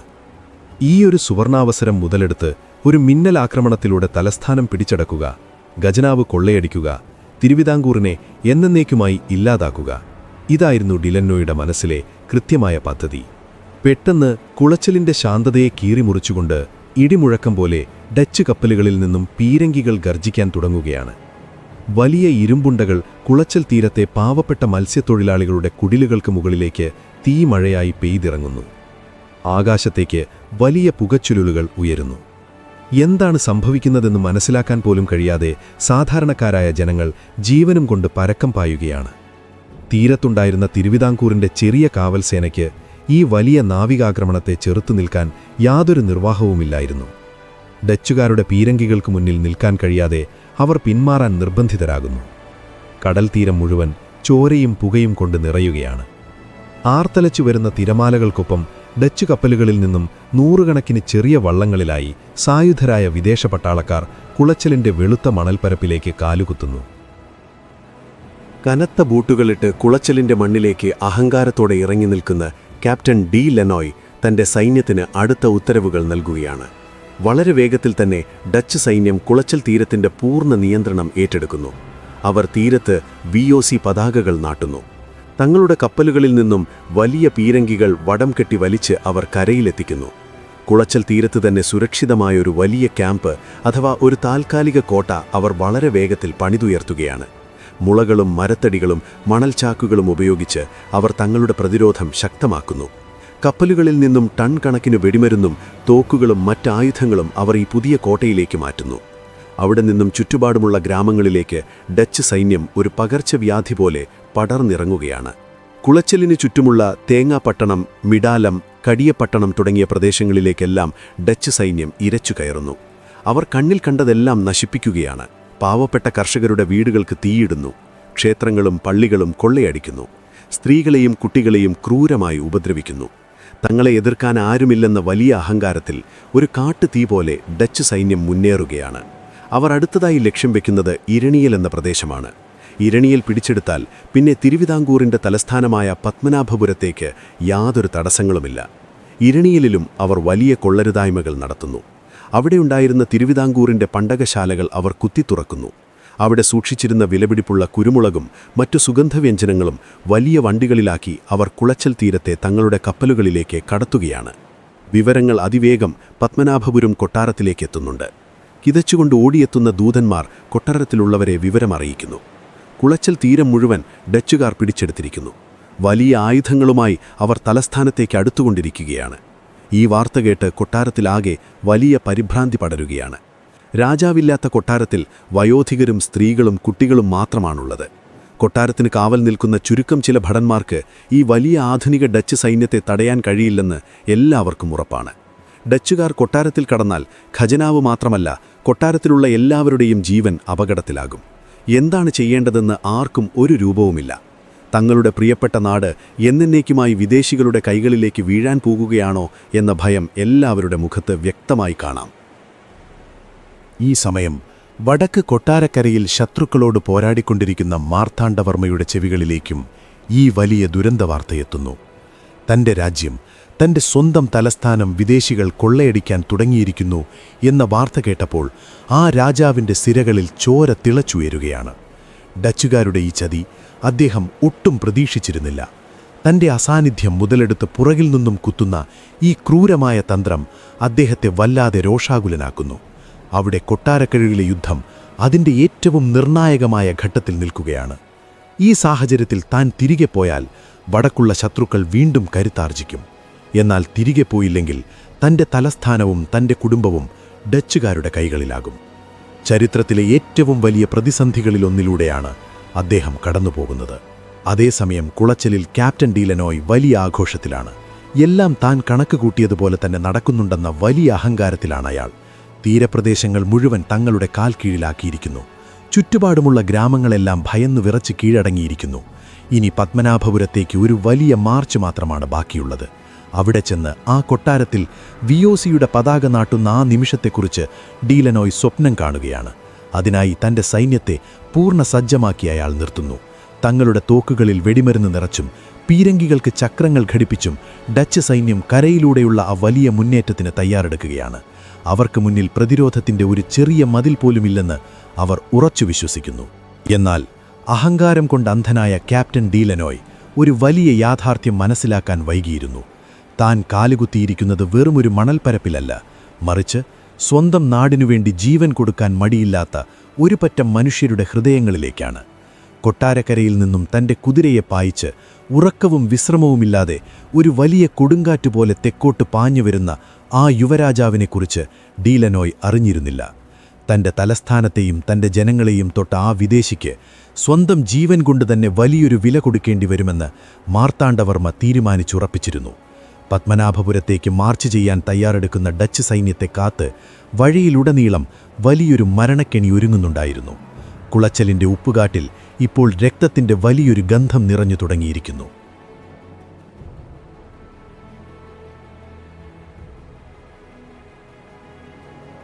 വടക്ക് കൊട്ടാരക്കരയിൽ നിന്നും ഒരു വലിയ കൊടുങ്കാറ്റുപോലെയാണ് മാർത്താണ്ഡവർമ്മയും അദ്ദേഹത്തിൻ്റെ വിശ്വസ്തനായ മന്ത്രി രാമയ്യൻ ദളവയും തെക്കോട്ട് കുതിച്ചത്. വിശ്രമമെന്തെന്നറിയാതെയുള്ള രാപ്പകലുകൾ നീണ്ട ആ യാത്രയിൽ ആ രാജാവിൻ്റെ സിരകളിൽ വലിയൊരു അഗ്നി പുകയുന്നുണ്ടായിരുന്നു. തൻ്റെ ജനങ്ങളെ, തൻ്റെ പ്രിയപ്പെട്ട നാടിനെ വിദേശികൾ കൊള്ളയടിക്കുന്നു എന്ന ചിന്ത അദ്ദേഹത്തെ വല്ലാതെ അസ്വസ്ഥനാക്കി. വഴിനീളെ തൻ്റെ സൈന്യത്തെ പല സംഘങ്ങളായി തിരിച്ച് ഏറ്റവും വേഗത്തിൽ പത്മനാഭപുരത്തെത്താനായിരുന്നു അദ്ദേഹത്തിൻ്റെ ഉത്തരവ്. കുതിരകളുടെ കുളമ്പടികൾ കേട്ട് തെക്കൻ കേരളത്തിലെ ഗ്രാമങ്ങൾ ഉണർന്നു. തങ്ങളുടെ രക്ഷകൻ വരുന്നുണ്ടെന്ന വാർത്ത അതിവേഗം കാട്ടുതീ പോലെ ജനങ്ങൾക്കിടയിൽ പടർന്നു. മറുവശത്ത് യാതൊരു തടസ്സവുമില്ലാതെ പത്മനാഭപുരം കൊട്ടാരത്തിലേക്ക് ഇരച്ചു കയറാം എന്ന് കണക്കുകൂട്ടിയിരുന്ന ക്യാപ്റ്റൻ ഡി ലെനോയ്ക്കും ഡച്ച് സൈന്യത്തിനും വലിയൊരു തെറ്റുപറ്റിയിരുന്നു. അവർ കരുതിയതിലും വളരെ വേഗത്തിൽ മാർത്താണ്ഡവർമ്മ തലസ്ഥാനത്തെത്തിച്ചേർന്നു. തൻ്റെ ജീവനേക്കാൾ വിലപ്പെട്ട കൊട്ടാരവും ചുറ്റുപാടുമുള്ള ജനങ്ങളെയും സുരക്ഷിതമാക്കിയ ശേഷം ആ രാജാവ് തൻ്റെ തന്ത്രപരമായ നീക്കങ്ങൾ ആരംഭിക്കുകയാണ്. വെറുമൊരു വൈകാരികമായ എടുത്തുചാട്ടമായിരുന്നില്ല അദ്ദേഹത്തിൻ്റേത്. അങ്ങേയറ്റം ബുദ്ധിബലവും ശത്രുവിൻ്റെ എല്ലാ കണക്കുകൂട്ടലുകളെയും തകിടം മറിക്കുന്നതുമായ ലോകോത്തരമായ ഒരു യുദ്ധതന്ത്രം മാർത്താണ്ഡവർമ്മയ്ക്ക് കൃത്യമായി അറിയാമായിരുന്നു. ഡച്ചുകാരുടെ ഏറ്റവും വലിയ കരുത്ത് കടലിൽ നങ്കൂരമിട്ടിരിക്കുന്ന അവരുടെ വലിയ പടക്കപ്പലുകളും അതിലെ നീളൻ പീരങ്കികളുമാണ് എന്ന്. തന്റെ പടയാളികളെ നേരെ കുളച്ചൽ തീരത്തേക്കയച്ച് ഒരു മുഖാമുഖ യുദ്ധത്തിന് അദ്ദേഹം മുതിർന്നില്ല. കാരണം തുറസായ ആ കടൽ തീരത്തേക്ക് ചെന്നാൽ ഡച്ച് കപ്പലുകളിൽ നിന്നുള്ള പീരങ്കിയുണ്ടകൾ തന്റെ സൈന്യത്തെ നിമിഷനേരം കൊണ്ട് ചിന്നിച്ചിതറിക്കും എന്ന് ആ ദീർഘവീക്ഷണമുള്ള ഭരണാധികാരിക്ക് ഉറപ്പായിരുന്നു. അതിനാൽ ഡച്ചുകാരെ നേരിടാൻ ചരിത്രത്തിലെ ഏറ്റവും മികച്ച ഒരു തന്ത്രം അദ്ദേഹം പുറത്തെടുക്കുന്നു: കുളച്ചൽ ഉപരോധം, അഥവാ ദ സീജ് ഓഫ് കുളച്ചൽ. ഡച്ചുകാരെ അവരുടെ ആ കൊച്ചു കോട്ടയ്ക്കുള്ളിൽ ആ കുളച്ചൽ തീരത്ത് തന്നെ പൂർണ്ണമായും തളച്ചിടുക, കരയിലൂടെ അവർക്ക് ലഭിക്കാനിടയുള്ള എല്ലാ സഹായങ്ങളും ഇല്ലാതാക്കുക, അവരെക്കൊണ്ട് സ്വയം പരാജയം സമ്മതിപ്പിക്കുക. ഇതായിരുന്നു മാർത്താണ്ഡവർമ്മയുടെ മാസ്റ്റർ പ്ലാൻ. രാമയ്യൻ ദളവയുടെയും മറ്റു പ്രഗത്ഭരായ പടനായകന്മാരുടെയും നേതൃത്വത്തിൽ തിരുവിതാംകൂർ സൈന്യം അതിവേഗം കുളച്ചലിനു ചുറ്റും ഒരു വലിയ ഇരുമ്പുമറ തീർക്കുകയാണ്. കുളച്ചലിൽ നിന്നും പുറത്തേക്കുള്ള എല്ലാ റോഡുകളും കാട്ടുപാതകളും അവർ പൂർണ്ണമായും തടഞ്ഞു. ആയിരക്കണക്കിന് നായർ പടയാളികളും തമിഴ്നാട്ടിൽ നിന്നുള്ള കുതിര പടയാളികളും വില്ലാളികളും ചേർന്ന് കുളച്ചലിനു ചുറ്റും ഒരു വലിയ മനുഷ്യ മതിൽ തീർത്തു. അവർ വലിയ കിടങ്ങുകൾ കുഴിച്ചു, മരങ്ങൾ വെട്ടിയിട്ട് തടസ്സങ്ങളുണ്ടാക്കി. ഡച്ചുകാർക്ക് കരയിലൂടെ ഒരടി പോലും മുന്നോട്ട് വയ്ക്കാൻ കഴിയാത്ത വിധം തിരുവിതാംകൂർ സൈന്യം ആ പ്രദേശത്തെ ഒന്നാകെ വരിഞ്ഞു മുറുക്കി. ഈ സമയം കുളച്ചലിലെ തങ്ങളുടെ താൽക്കാലിക കോട്ടയിലിരുന്ന ക്യാപ്റ്റൻ ഡി ലെന്നോയ് അക്ഷരാർത്ഥത്തിൽ ഞെട്ടുകയാണ്. തങ്ങളെ ആക്രമിക്കാൻ ചിതറിയോടുന്ന ഒരാൾക്കൂട്ടം വരുമെന്ന് കരുതിയിരുന്ന ഡച്ചുകാർക്ക് മുന്നിലേക്ക് തികഞ്ഞ അച്ചടക്കമുള്ള ആധുനിക തോക്കുകളും വാളുകളും പരിചകളുമേന്തിയ വലിയൊരു സൈനിക വ്യൂഹം അണിനിരക്കുന്നത് അവർക്ക് വിശ്വസിക്കാൻ കഴിഞ്ഞില്ല. യൂറോപ്യൻ സൈന്യങ്ങളെ വെല്ലുന്ന ചിട്ടയോടെയാണ് തിരുവിതാംകൂർ പടയാളികൾ നിലയുറപ്പിച്ചിരിക്കുന്നത്. തങ്ങൾ പൂർണ്ണമായും വലയപ്പെട്ടിരിക്കുന്നു എന്ന വലിയ യാഥാർത്ഥ്യം ഡി ലെന്നോയ് പതിയെ തിരിച്ചറിയാൻ തുടങ്ങുന്നു. കടലിനും തിരുവിതാംകൂർ സൈന്യത്തിനുമിടയിൽ ഡച്ച് സൈന്യം വലിയൊരു കെണിയിലായിരിക്കുകയാണ്. ഉപരോധം ദിവസങ്ങൾ പിന്നിടുമ്പോൾ അതിന്റെ യഥാർത്ഥ ഭീകരത ഡച്ചുകാർക്ക് മനസ്സിലാകാൻ തുടങ്ങി. അവരുടെ കപ്പലുകളിൽ ആയുധങ്ങളും വെടിമരുന്നും ധാരാളമുണ്ട്. എന്നാൽ ജീവൻ നിലനിർത്താൻ ആവശ്യമായ ശുദ്ധജലവും ഭക്ഷണവും വളരെ കുറവാണ്. സാധാരണഗതിയിൽ ചുറ്റുപാടുമുള്ള ഗ്രാമങ്ങളിൽ നിന്നും വെള്ളവും ഭക്ഷണവും കൊള്ളയടിക്കുകയാണ് അവരുടെ പതിവ്. എന്നാൽ ഇപ്പോൾ പുറത്തിറങ്ങിയാൽ മരങ്ങൾക്ക് പിന്നിലും കിടങ്ങുകളിലും പതിയിരിക്കുന്ന തിരുവിതാംകൂർ സൈന്യത്തിന്റെ തോക്കിനിരയാകുമെന്നവർക്കുറപ്പായി. ഡച്ചുകാർ കുടിക്കാനായി ഉപയോഗിച്ചിരുന്ന കുളച്ചലിലെ പ്രാദേശിക കിണറുകളിലെല്ലാം തിരുവിതാംകൂർ സൈന്യം തന്ത്രപരമായി ചത്ത മൃഗങ്ങളെയും വിഷച്ചെടികളുമിട്ട് ഉപയോഗശൂന്യമാക്കിയിരുന്നു. കുടിക്കാൻ ഒരു തുള്ളി വെള്ളം പോലുമില്ലാതെ ഡച്ചു പട്ടാളക്കാർ കുളച്ചലിന്റെ കൊടും ചൂടിൽ വലിയ ദുരിതത്തിലാകുന്നു. വിശപ്പും ദാഹവും സഹിക്കാൻ കഴിയാതെ ചില ഡച്ച് പട്ടാളക്കാർ രാത്രിയുടെ മറവിൽ പുറത്തേക്ക് വരാൻ ശ്രമിക്കുന്നുണ്ട്. എന്നാൽ അവരെ കാത്തിരുന്നത് തിരുവിതാംകൂർ സൈന്യത്തിന്റെ ഗറില്ല ആക്രമണങ്ങളായിരുന്നു. ഈ പ്രദേശത്തെ കാടുകളും മലകളും ഭൂപ്രകൃതിയും തിരുവിതാംകൂർ സൈന്യത്തിന് കാണാപാഠമായിരുന്നു. അവർ ഇരുട്ടിൽ ഒളിഞ്ഞിരുന്ന ഡച്ചുകാരെ ആക്രമിച്ചു. അമ്പുകളും നാടൻ തോക്കുകളിൽ നിന്നുള്ള വെടിയുണ്ടകളും ഡച്ച് പട്ടാളക്കാരുടെ നെഞ്ചിലേക്ക് പാഞ്ഞുകയറി. തങ്ങൾക്ക് നേരെ വരുന്ന ആക്രമണം എവിടെ നിന്നാണെന്ന് പോലും മനസ്സിലാക്കാൻ ഡച്ചുകാർക്ക് കഴിഞ്ഞില്ല. പകൽ മുഴുവൻ കൊടും ചൂടും രാത്രികളിൽ തിരുവിതാംകൂർ സൈന്യത്തിന്റെ മിന്നലാക്രമണങ്ങളും ഡച്ച് ക്യാമ്പിൽ വലിയ ഭയം വിതച്ചു. മാർത്താണ്ഡവർമ്മ മറ്റൊരു തന്ത്രം കൂടി പ്രയോഗിക്കുന്നുണ്ട്. അത് തികച്ചും മാനസികമായ ഒരു യുദ്ധമായിരുന്നു. രാത്രിയാകുമ്പോൾ ഡച്ച് ക്യാമ്പിന് ചുറ്റുമുള്ള കാടുകളിൽ നിന്നും വലിയ ചെണ്ടകളുടെയും കാഹളങ്ങളുടെയും ശബ്ദം മുഴങ്ങാൻ തുടങ്ങും. ഒപ്പം പടയാളികളുടെ വലിയ ആർപ്പുവിളികളും. ഇത് കേൾക്കുമ്പോൾ ഡച്ചുകാർ കരുതും വലിയൊരു ആക്രമണം വരുന്നുണ്ടെന്ന്. അവർ ഭയന്ന് തങ്ങളുടെ തോക്കുകളുമായി കോട്ടമതിലുകളിൽ നിലയുറപ്പിക്കും. ഉറക്കമില്ലാതെ അവർ രാത്രി മുഴുവൻ കാവൽ നിൽക്കും. എന്നാൽ നേരം വെളുക്കുമ്പോൾ അവിടെ ആരുമുണ്ടാകില്ല. ഇങ്ങനെ ദിവസങ്ങളോളം ഉറക്കം നഷ്ടപ്പെട്ട ഡച്ച് സൈന്യം മാനസികമായും ശാരീരികമായും പൂർണ്ണമായും തകർന്നു തുടങ്ങിയിരുന്നു. യൂറോപ്പിലെ തണുപ്പിൽ ജീവിച്ചു ശീലിച്ച അവർക്ക് കേരളത്തിലെ കൊടും ചൂടും കൊതുക് കടിയും പകർച്ചവ്യാധികളും താങ്ങാവുന്നതിലും അപ്പുറമായിരുന്നു. ക്യാപ്റ്റൻ ഡി ലെനോയുടെ അഹങ്കാരം പൂർണ്ണമായും അസ്തമിച്ചു കഴിഞ്ഞിരുന്നു. താൻ വലിയൊരു കെണിയിലാണ് വീണിരിക്കുന്നതെന്ന് അയാൾക്ക് പൂർണ്ണമായും ബോധ്യമായി. ഈ ഉപരോധം തകർക്കാൻ അയാൾ പല വഴികളും നോക്കി. തങ്ങളുടെ വലിയ പീരങ്കികൾ ഉപയോഗിച്ച് തിരുവിതാംകൂർ സൈന്യത്തിന് നേരെ അവർ വെടിയുതിർത്തു. എന്നാൽ മാർത്താണ്ഡവർമ്മ തന്റെ സൈന്യത്തെ പീരങ്കികളുടെ ദൂരപരിധിക്ക് പുറത്താണ് സുരക്ഷിതമായി നിർത്തിയിരുന്നത്. അതിനാൽ പീരങ്കി ഉണ്ടകളെല്ലാം ചെന്നു വീണത് വെറും മണ്ണിലായിരുന്നു. ഒരു തിരുവിതാംകൂർ ഭടനുപോലും അതുകൊണ്ട് പോറലേറ്റില്ല. കടലിൽ നിന്നും കൂടുതൽ സൈന്യത്തെ എത്തിക്കാൻ ഡി ലെനോയ് സിലോണിലേക്ക് ദൂതന്മാരെ അയക്കാൻ ശ്രമിച്ചെങ്കിലും തിരുവിതാംകൂർ നാവികസേനയുടെ ചെറിയ വള്ളങ്ങൾ ഡച്ച് കപ്പലുകളെ നിരീക്ഷിക്കുകയും ആശയവിനിമയം തടസ്സപ്പെടുത്തുകയും ചെയ്തു. മാർത്താണ്ഡവർമ്മ തികഞ്ഞ ക്ഷമയോടെ കാത്തിരിക്കുകയായിരുന്നു. ഒരു വേട്ടക്കാരൻ തന്റെ ഇര വലയിൽ കുരുങ്ങുന്നത് നോക്കി നിൽക്കുന്ന അതേ ക്ഷമയോടെ, ശത്രു സ്വയം തളർന്നു വീഴുന്ന ആ വലിയ നിമിഷത്തിനായി. ഡച്ചുകാരുടെ ആയുധപ്പുരകളിൽ വെടിമരുന്ന് ധാരാളമുണ്ടെങ്കിലും അതുപയോഗിക്കാൻ ആരോഗ്യമുള്ള പട്ടാളക്കാരുടെ എണ്ണം ദിവസം പ്രതി കുറഞ്ഞു വരികയാണ്. പട്ടിണിയും ദാഹവും രോഗങ്ങളും കാരണം നിരവധി ഡച്ച് പട്ടാളക്കാർ ക്യാമ്പിനുള്ളിൽ തന്നെ മരിച്ചു വീഴാൻ തുടങ്ങി. പുറത്ത് തിരുവിതാംകൂറിന്റെ പടയാളികൾ തങ്ങളുടെ വാളുകൾക്ക് മൂർച്ച കൂട്ടി രാജാവിന്റെ ഒരൊറ്റ ഉത്തരവിനായി കാത്തുനിൽക്കുകയാണ്. അഹങ്കാരത്തോടെ കുളച്ചലിന്റെ മണ്ണിലേക്ക് കാലെടുത്തുവെച്ച ആ വലിയ യൂറോപ്യൻ സൈന്യം ഇന്ന് ജീവനു വേണ്ടി കേഴുകയാണ്. എങ്ങനെയെങ്കിലും ഈ ഉപരോധം ഭേദിച്ച് തങ്ങളുടെ കപ്പലുകളിൽ കയറി രക്ഷപ്പെടാൻ ഡി ലെന്നോയ് രഹസ്യമായി പദ്ധതികൾ മെനയുന്നുണ്ട്. എന്നാൽ കരയിലേക്കും കടലിലേക്കുമുള്ള എല്ലാ പഴുതുകളും മാർത്താണ്ഡവർമ്മ പൂർണ്ണമായും അടച്ചിരുന്നു. ഡച്ചുകാർക്ക് മുന്നിൽ 2 വഴികൾ മാത്രമേ ഉണ്ടായിരുന്നുള്ളൂ. ഒന്നുകിൽ പട്ടിണി കിടന്നു മരിക്കുക, അല്ലെങ്കിൽ പുറത്തിറങ്ങി തിരുവിതാംകൂർ സൈന്യത്തോട് യുദ്ധം ചെയ്യുക. യുദ്ധം ചെയ്താൽ തങ്ങളുടെ ആധുനിക ആയുധങ്ങൾ ഉപയോഗിച്ച് ഒരുപക്ഷെ രക്ഷപ്പെടാം എന്നൊരു നേരിയ പ്രതീക്ഷ ഡി ലെന്നോയ്ക്കുണ്ടായിരുന്നു. പക്ഷേ അവർക്കറിയില്ലായിരുന്നു, ആ നാടിന്റെ മണ്ണ് മാത്രമല്ല, അവിടത്തെ സാധാരണക്കാരായ ജനങ്ങളും അവർക്കെതിരെ ആയുധമെടുക്കാൻ തയ്യാറെടുക്കുകയായിരുന്നുവെന്ന്.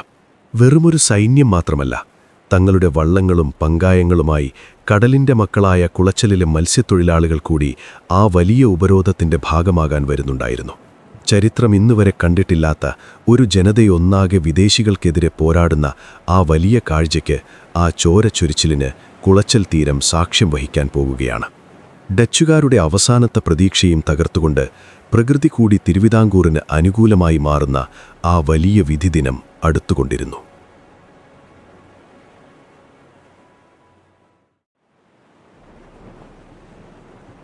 കരയിൽ മാർത്താണ്ഡവർമ്മയുടെ സൈന്യം തീർത്ത വലിയ ഉപരോധത്തിൽ ശ്വാസം മുട്ടിക്കഴിയുന്ന ഡച്ചുകാരുടെ കണ്ണുകൾ മുഴുവൻ ഇപ്പോൾ പടിഞ്ഞാറോട്ട് കടലിലേക്കാണ്. തങ്ങളുടെ കോട്ടയ്ക്ക് വെളിയിൽ വിശാലമായ അറബിക്കടലിൽ നങ്കൂരമിട്ടിരിക്കുന്ന ആ വലിയ പടക്കപ്പലുകളായിരുന്നു അവരുടെ അവസാനത്തെ പ്രതീക്ഷ. കരയിലൂടെ ഇനിയൊരടി മുന്നോട്ടു പോകാൻ കഴിയില്ലെന്ന് ക്യാപ്റ്റൻ ഡി ലെന്നോയ്ക്ക് ഉറപ്പായി കഴിഞ്ഞു. വിശപ്പും ദാഹവും കൊണ്ട് വലയുന്ന തൻ്റെ പട്ടാളക്കാർക്ക് കുടിക്കാൻ അല്പം വെള്ളമെങ്കിലും കടലിലെ കപ്പലുകളിൽ നിന്നും ചെറിയ വള്ളങ്ങൾ വഴി തീരത്തെത്തിക്കാൻ കഴിഞ്ഞിരുന്നെങ്കിൽ എന്നയാൾ അതിയായി ആഗ്രഹിച്ചു. ഒരുപക്ഷേ കൂടുതൽ സൈന്യത്തെ കപ്പലുകളിൽ നിന്നും തീരത്തിറക്കാൻ കഴിഞ്ഞാൽ ഈ ഉപരോധം ഭേദിക്കാൻ കഴിയുമെന്ന് ഡി ലെന്നോയ് കണക്കുകൂട്ടുന്നു. എന്നാൽ ഡച്ചുകാരുടെ ആ വലിയ പ്രതീക്ഷകളെയും അഹങ്കാരത്തെയും അക്ഷരാർത്ഥത്തിൽ കടലിലെറിയാൻ പോകുന്ന മറ്റൊരു വലിയ സൈന്യം അവിടെ കാത്തുനിൽപ്പുണ്ടായിരുന്നു. അവർക്കൊരു രാജാവില്ല, അവർക്ക് പ്രത്യേക യൂണിഫോമുകളില്ല, ആധുനിക ആയുധങ്ങളോ യൂറോപ്യൻ യുദ്ധതന്ത്രങ്ങളോ അവർക്കറിയില്ല. പക്ഷേ അവർക്ക് കടലിനെ അറിയാം. അവർ ആ കടലിൻ്റെ മക്കളാണ്. അതെ, കുളച്ചലിലെയും ചുറ്റുപാടുമുള്ള തീരങ്ങളിലെയും സാധാരണക്കാരായ മത്സ്യത്തൊഴിലാളികൾ. യൂറോപ്യൻ സൈന്യങ്ങളുടെ ചരിത്രത്തിൽ ഇന്നുവരെ അവർ നേരിട്ടിട്ടുള്ളത് മറ്റൊരു രാജ്യത്തിൻ്റെ ഔദ്യോഗിക സൈന്യത്തെ മാത്രമാണ്. എന്നാൽ കുളച്ചലിൽ ഡച്ചുകാർ നേരിടാൻ പോകുന്നത് വെറുമൊരു സൈന്യത്തെയല്ല, മറിച്ച് സ്വന്തം നാടിനുവേണ്ടി ജീവൻ കൊടുക്കാൻ തയ്യാറായി നിൽക്കുന്ന ഒരു വലിയ ജനതയെയാണ്. മാർത്താണ്ഡവർമ്മയുടെ ആഹ്വാനം കേട്ട് തിരുവിതാംകൂറിൻ്റെ തീരപ്രദേശങ്ങളിൽ നിന്നും ആയിരക്കണക്കിന് മത്സ്യത്തൊഴിലാളികളാണ് തങ്ങളുടെ കൊച്ചു വള്ളങ്ങളും കട്ടുമരങ്ങളുമായി കുളച്ചൽ തീരത്തേക്ക് ഒഴുകിയെത്തിയത്. ആധുനിക പീരങ്കികൾ ഘടിപ്പിച്ച വലിയ പായ്മരങ്ങളുള്ള ഡച്ചുകാരുടെ കൂറ്റൻ കപ്പലുകൾക്ക് ചുറ്റും ഒരു കൂട്ടം ഉറുമ്പുകളെപ്പോലെ ഈ ചെറിയ കട്ടുമരങ്ങൾ വളയാൻ തുടങ്ങി. ഡച്ചു കപ്പലുകളിൽ നിന്നും തീരത്തേക്ക് വരാൻ ശ്രമിച്ച ചെറിയ വള്ളങ്ങളെ അവർ നടുക്കടലിൽ വെച്ച് തന്നെ തടഞ്ഞു നിർത്തി. ഒരു വശത്ത് തൂക്കുകളും വാളുകളുമേന്തിയ വിദേശ പട്ടാളക്കാർ, മറുവശത്ത് വെറും പങ്കായങ്ങളും മീൻ പിടിക്കുന്ന വലകളുമായി നിൽക്കുന്ന സാധാരണ മനുഷ്യർ. എന്നാൽ ആ പോരാട്ടം അവിശ്വസനീയമായിരുന്നു. കടലിലെ തിരമാലകളുടെ താളം കൃത്യമായി അറിയാവുന്ന ആ മത്സ്യത്തൊഴിലാളികൾ ഡച്ചുകാരുടെ വള്ളങ്ങളിലേക്ക് അതിവേഗം ഇരച്ചു കയറി. തങ്ങളുടെ കയ്യിലുള്ള ഭാരം കൂടിയ തടിപ്പങ്കായങ്ങൾ അവർ വലിയ ആയുധങ്ങളാക്കി മാറ്റി. വിദേശ പട്ടാളക്കാരുടെ തോക്കുകളിൽ നിന്നും വെടിയുതിർക്കുന്നതിനു മുൻപ് തന്നെ പങ്കായങ്ങൾ കൊണ്ടുള്ള വലിയ പ്രഹരങ്ങൾ ഡച്ചുകാർ കേൾക്കേണ്ടി വന്നു. മീൻ പിടിക്കാൻ ഉപയോഗിക്കുന്ന വലിയ വലകൾ അവർ ഡച്ച് പട്ടാളക്കാരുടെ ദേഹത്തേക്ക് വലിച്ചെറിഞ്ഞു കുരുക്കി.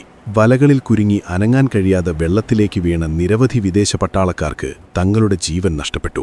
കരയിലേക്ക് ഒരു തുള്ളി വെള്ളമോ ഭക്ഷണമോ എത്തിക്കാൻ കഴിയാത്ത വിധം കടലിലൂടെയുള്ള ഡച്ചുകാരുടെ സകല നീക്കങ്ങളും ആ സാധാരണക്കാർ പൂർണ്ണമായും തടസ്സപ്പെടുത്തി. കരയിലാകട്ടെ ഉപരോധം കൂടുതൽ ശക്തമാക്കാൻ മാർത്താണ്ഡവർമ്മയുടെ സൈന്യത്തോടൊപ്പം നാട്ടുപ്രമാണിമാരും സാധാരണ കർഷകരും ആയുധമെടുത്ത് രംഗത്തിറങ്ങിയിരുന്നു. കളരിപ്പയറ്റ് അഭ്യസിച്ച ഗ്രാമീണരായ ചെറുപ്പക്കാർ തങ്ങളുടെ വാളുകളും പരിചകളുമായി രാജാവിന്റെ സൈന്യത്തിനൊപ്പം അണിനിരന്നു. സ്ത്രീകൾ പോലും ഈ പോരാട്ടത്തിൽ വലിയ പങ്കുവഹിച്ചു. സൈന്യത്തിനാവശ്യമായ ഭക്ഷണവും വെള്ളവും കാട്ടുപാതകളിലൂടെ അവർ രഹസ്യമായി എത്തിച്ചുകൊടുത്തു. കുളച്ചലിന് ചുറ്റുമുള്ള മരങ്ങൾക്ക് മുകളിലും പാറക്കെട്ടുകൾക്ക് പിന്നിലും തിരുവിതാംകൂറിന്റെ ഗറില്ലാ പോരാളികൾ ഒളിച്ചിരുന്നു. പുറത്തിറങ്ങാൻ ശ്രമിക്കുന്ന ഡച്ചു പട്ടാളക്കാരെ അവർ നിമിഷനേരം കൊണ്ടില്ലാതാക്കി. ഇതൊരു ജനകീയ യുദ്ധമായി മാറുകയായിരുന്നു. സ്വന്തം മണ്ണ് കൊള്ളയടിക്കാൻ വന്ന വിദേശികളെ ഏതു വിധേനയും തുരത്തുക എന്ന ഒറ്റ ലക്ഷ്യം മാത്രമേ ആ ജനതയ്ക്കുണ്ടായിരുന്നുള്ളൂ. എന്നാൽ ഈ യുദ്ധത്തിലെ ഏറ്റവും വലിയ അദ്ഭുതം ചരിത്രത്തിൽ തന്നെ സുവർണ ലിപികളിൽ രേഖപ്പെടുത്തിയിട്ടുള്ള മാർത്താണ്ഡവർമ്മയുടെ അതിബുദ്ധിപരമായ ഒരു തന്ത്രമായിരുന്നു. ഒരുപക്ഷേ ലോക ചരിത്രത്തിലെ തന്നെ ഏറ്റവും മികച്ച ഒരു സൈക്കോളജിക്കൽ വാർഫെയർ അഥവാ മാനസിക യുദ്ധം. കുളച്ചലിന്റെ തീരത്തു നിന്നും കുറച്ചകലെ കടലിൽ കിടക്കുന്ന ഡച്ച് കപ്പലുകളിൽ വലിയ പീരങ്കികളുണ്ട്. ആ പീരങ്കികൾക്ക് തീരത്തേക്ക് വെടിയുതിർക്കാൻ കഴിയും. എന്നാൽ എന്തുകൊണ്ടാണ് ഡച്ച് കപ്പലുകൾ തീരത്തേക്ക് അടുക്കാത്തത്? അതിനു പിന്നിൽ രാജാവും നാട്ടുകാരും ചേർന്ന് നടത്തിയ ഒരു വലിയ നാടകമുണ്ടായിരുന്നു.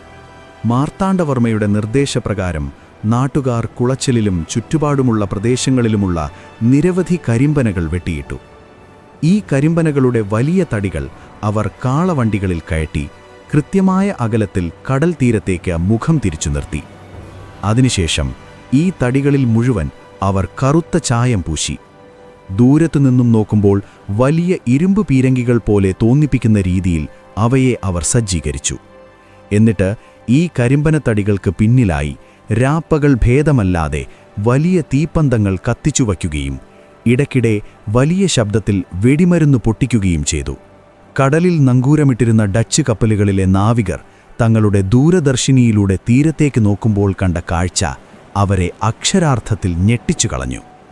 തിരുവിതാംകൂർ സൈന്യം 100 കണക്കിന് പുതിയ വലിയ പീരങ്കികളുമായി തീരത്ത് അണിനിരന്നിരിക്കുന്നു. ഓരോ കാളവണ്ടിയിലും വലിയ കറുത്ത പീരങ്കികൾ, അതിനു പിന്നിൽ തീപ്പന്തങ്ങളുമായി നിൽക്കുന്ന പടയാളികൾ. തങ്ങൾ തീരത്തേക്ക് കപ്പലുകൾ അടുപ്പിച്ചാൽ ഈ 100 കണക്കിന് പീരങ്കികൾ ഒന്നിച്ച് ഗർജിക്കുമെന്നും തങ്ങളുടെ കപ്പലുകൾ നിമിഷനേരം കൊണ്ട് തകർന്നടിയുമെന്നും അവർ ഉറപ്പായി വിശ്വസിച്ചു. കരിമ്പനത്തടികൾ വെച്ചുള്ള ആ വലിയ നാടകം ഡച്ചുകാർ പൂർണ്ണമായും വിശ്വസിച്ചു കഴിഞ്ഞിരുന്നു. ഭയം ബാധിച്ച ഡച്ച് കപ്പലുകൾ തീരത്തേക്കടുക്കാൻ ധൈര്യപ്പെടാതെ സുരക്ഷിതമായ അകലത്തിൽ കടലിൽ തന്നെ നങ്കൂരമിട്ട് കിടന്നു. തന്റെ സ്വന്തം കപ്പലുകൾ കൺമുന്നിലുണ്ടായിട്ടും അവർ തന്നെ സഹായിക്കാൻ വരാത്തത് കണ്ട് ക്യാപ്റ്റൻ ഡി ലെനോയ് തന്റെ ക്യാമ്പിനുള്ളിൽ നിന്ന് ഭ്രാന്തനെ പോലെ അലർന്നുണ്ടായിരുന്നു. തന്റെ പട്ടാളക്കാർ പട്ടിണി കിടന്ന് മരിക്കുന്നത് അയാൾക്ക് നിസ്സഹായനായി നോക്കി നിൽക്കേണ്ടി വന്നു. എങ്ങനെയെങ്കിലും കടൽ തീരത്തേക്ക് ഓടിയെത്തി കപ്പലുകളിലേക്ക് സിഗ്നൽ നൽകാൻ അയാൾ ശ്രമിച്ചു. എന്നാൽ കടൽ തീരം മുഴുവൻ ആയുധങ്ങളുമേന്തി നിൽക്കുന്ന കുളച്ചലിലെ മത്സ്യത്തൊഴിലാളികളുടെ വലിയൊരു മതിലായിരുന്നു. ഒരു ഡച്ച് പട്ടാളക്കാരനു പോലും ആ പ്രതിരോധം ഭേദിച്ച് കടൽ തീരത്തേക്ക് എത്താൻ കഴിഞ്ഞില്ല. മാർത്താണ്ഡവർമ്മയുടെ തന്ത്രം പൂർണ്ണ വിജയത്തിലേക്ക് അടുക്കുകയായിരുന്നു. ദിവസങ്ങൾ കഴിയുന്തോറും ഡച്ച് ക്യാമ്പിനുള്ളിലെ അവസ്ഥ തികച്ചും ദയനീയമായി മാറി. വെടിമരുന്ന് ധാരാളമുണ്ടെങ്കിലും അതുപയോഗിക്കാൻ അവർക്ക് ശക്തിയുണ്ടായിരുന്നില്ല. മുറിവേറ്റ പട്ടാളക്കാരെ ചികിത്സിക്കാൻ മരുന്നുകളില്ല. ദാഹം സഹിക്കാൻ കഴിയാതെ പലരും ക്യാമ്പിലെ മലിനജലം കുടിച്ച് കോളറയും മറ്റു പകർച്ചവ്യാധികളും പിടിപെട്ട് മരിച്ചു വീണു. അഹങ്കാരത്തോടെ പത്മനാഭപുരം കൊട്ടാരം കൊള്ളയടിക്കാൻ വന്ന ആ വലിയ യൂറോപ്യൻ സൈന്യം കുളച്ചലിന്റെ കൊടുംചൂടിൽ ആ കൊച്ചു താൽക്കാലിക കോട്ടയ്ക്കുള്ളിൽ വെന്തുരുകുകയായിരുന്നു. യൂറോപ്പിലെ സൈനിക അക്കാഡമികളിൽ നിന്നും ഡി ലെനോയ് പകിച്ചെടുത്ത യുദ്ധതന്ത്രങ്ങളൊന്നും ഈ ജനകീയ പോരാട്ടത്തിനു മുന്നിൽ വില പോയില്ല. കാരണം അവർ യുദ്ധം ചെയ്തത് വെറുമൊരു രാജാവിനോടായിരുന്നില്ല, സ്വന്തം മണ്ണിലെ ഓരോ തരിയെയും സ്നേഹിക്കുന്ന ഒരു കൂട്ടം പച്ചയായ മനുഷ്യരോടായിരുന്നു. ഡച്ചുകാർക്കിനി അധികം പിടിച്ചു നിൽക്കാൻ കഴിയില്ലെന്ന് മാർത്താണ്ഡവർമ്മയ്ക്ക് കൃത്യമായി അറിയാമായിരുന്നു.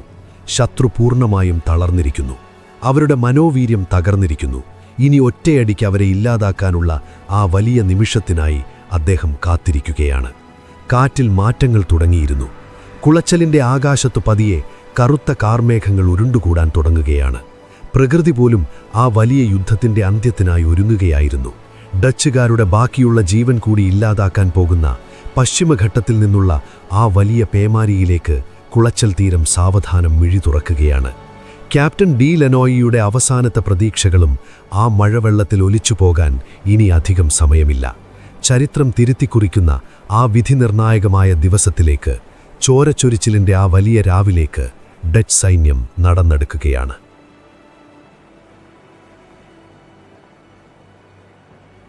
1741 ജൂലൈ മാസം.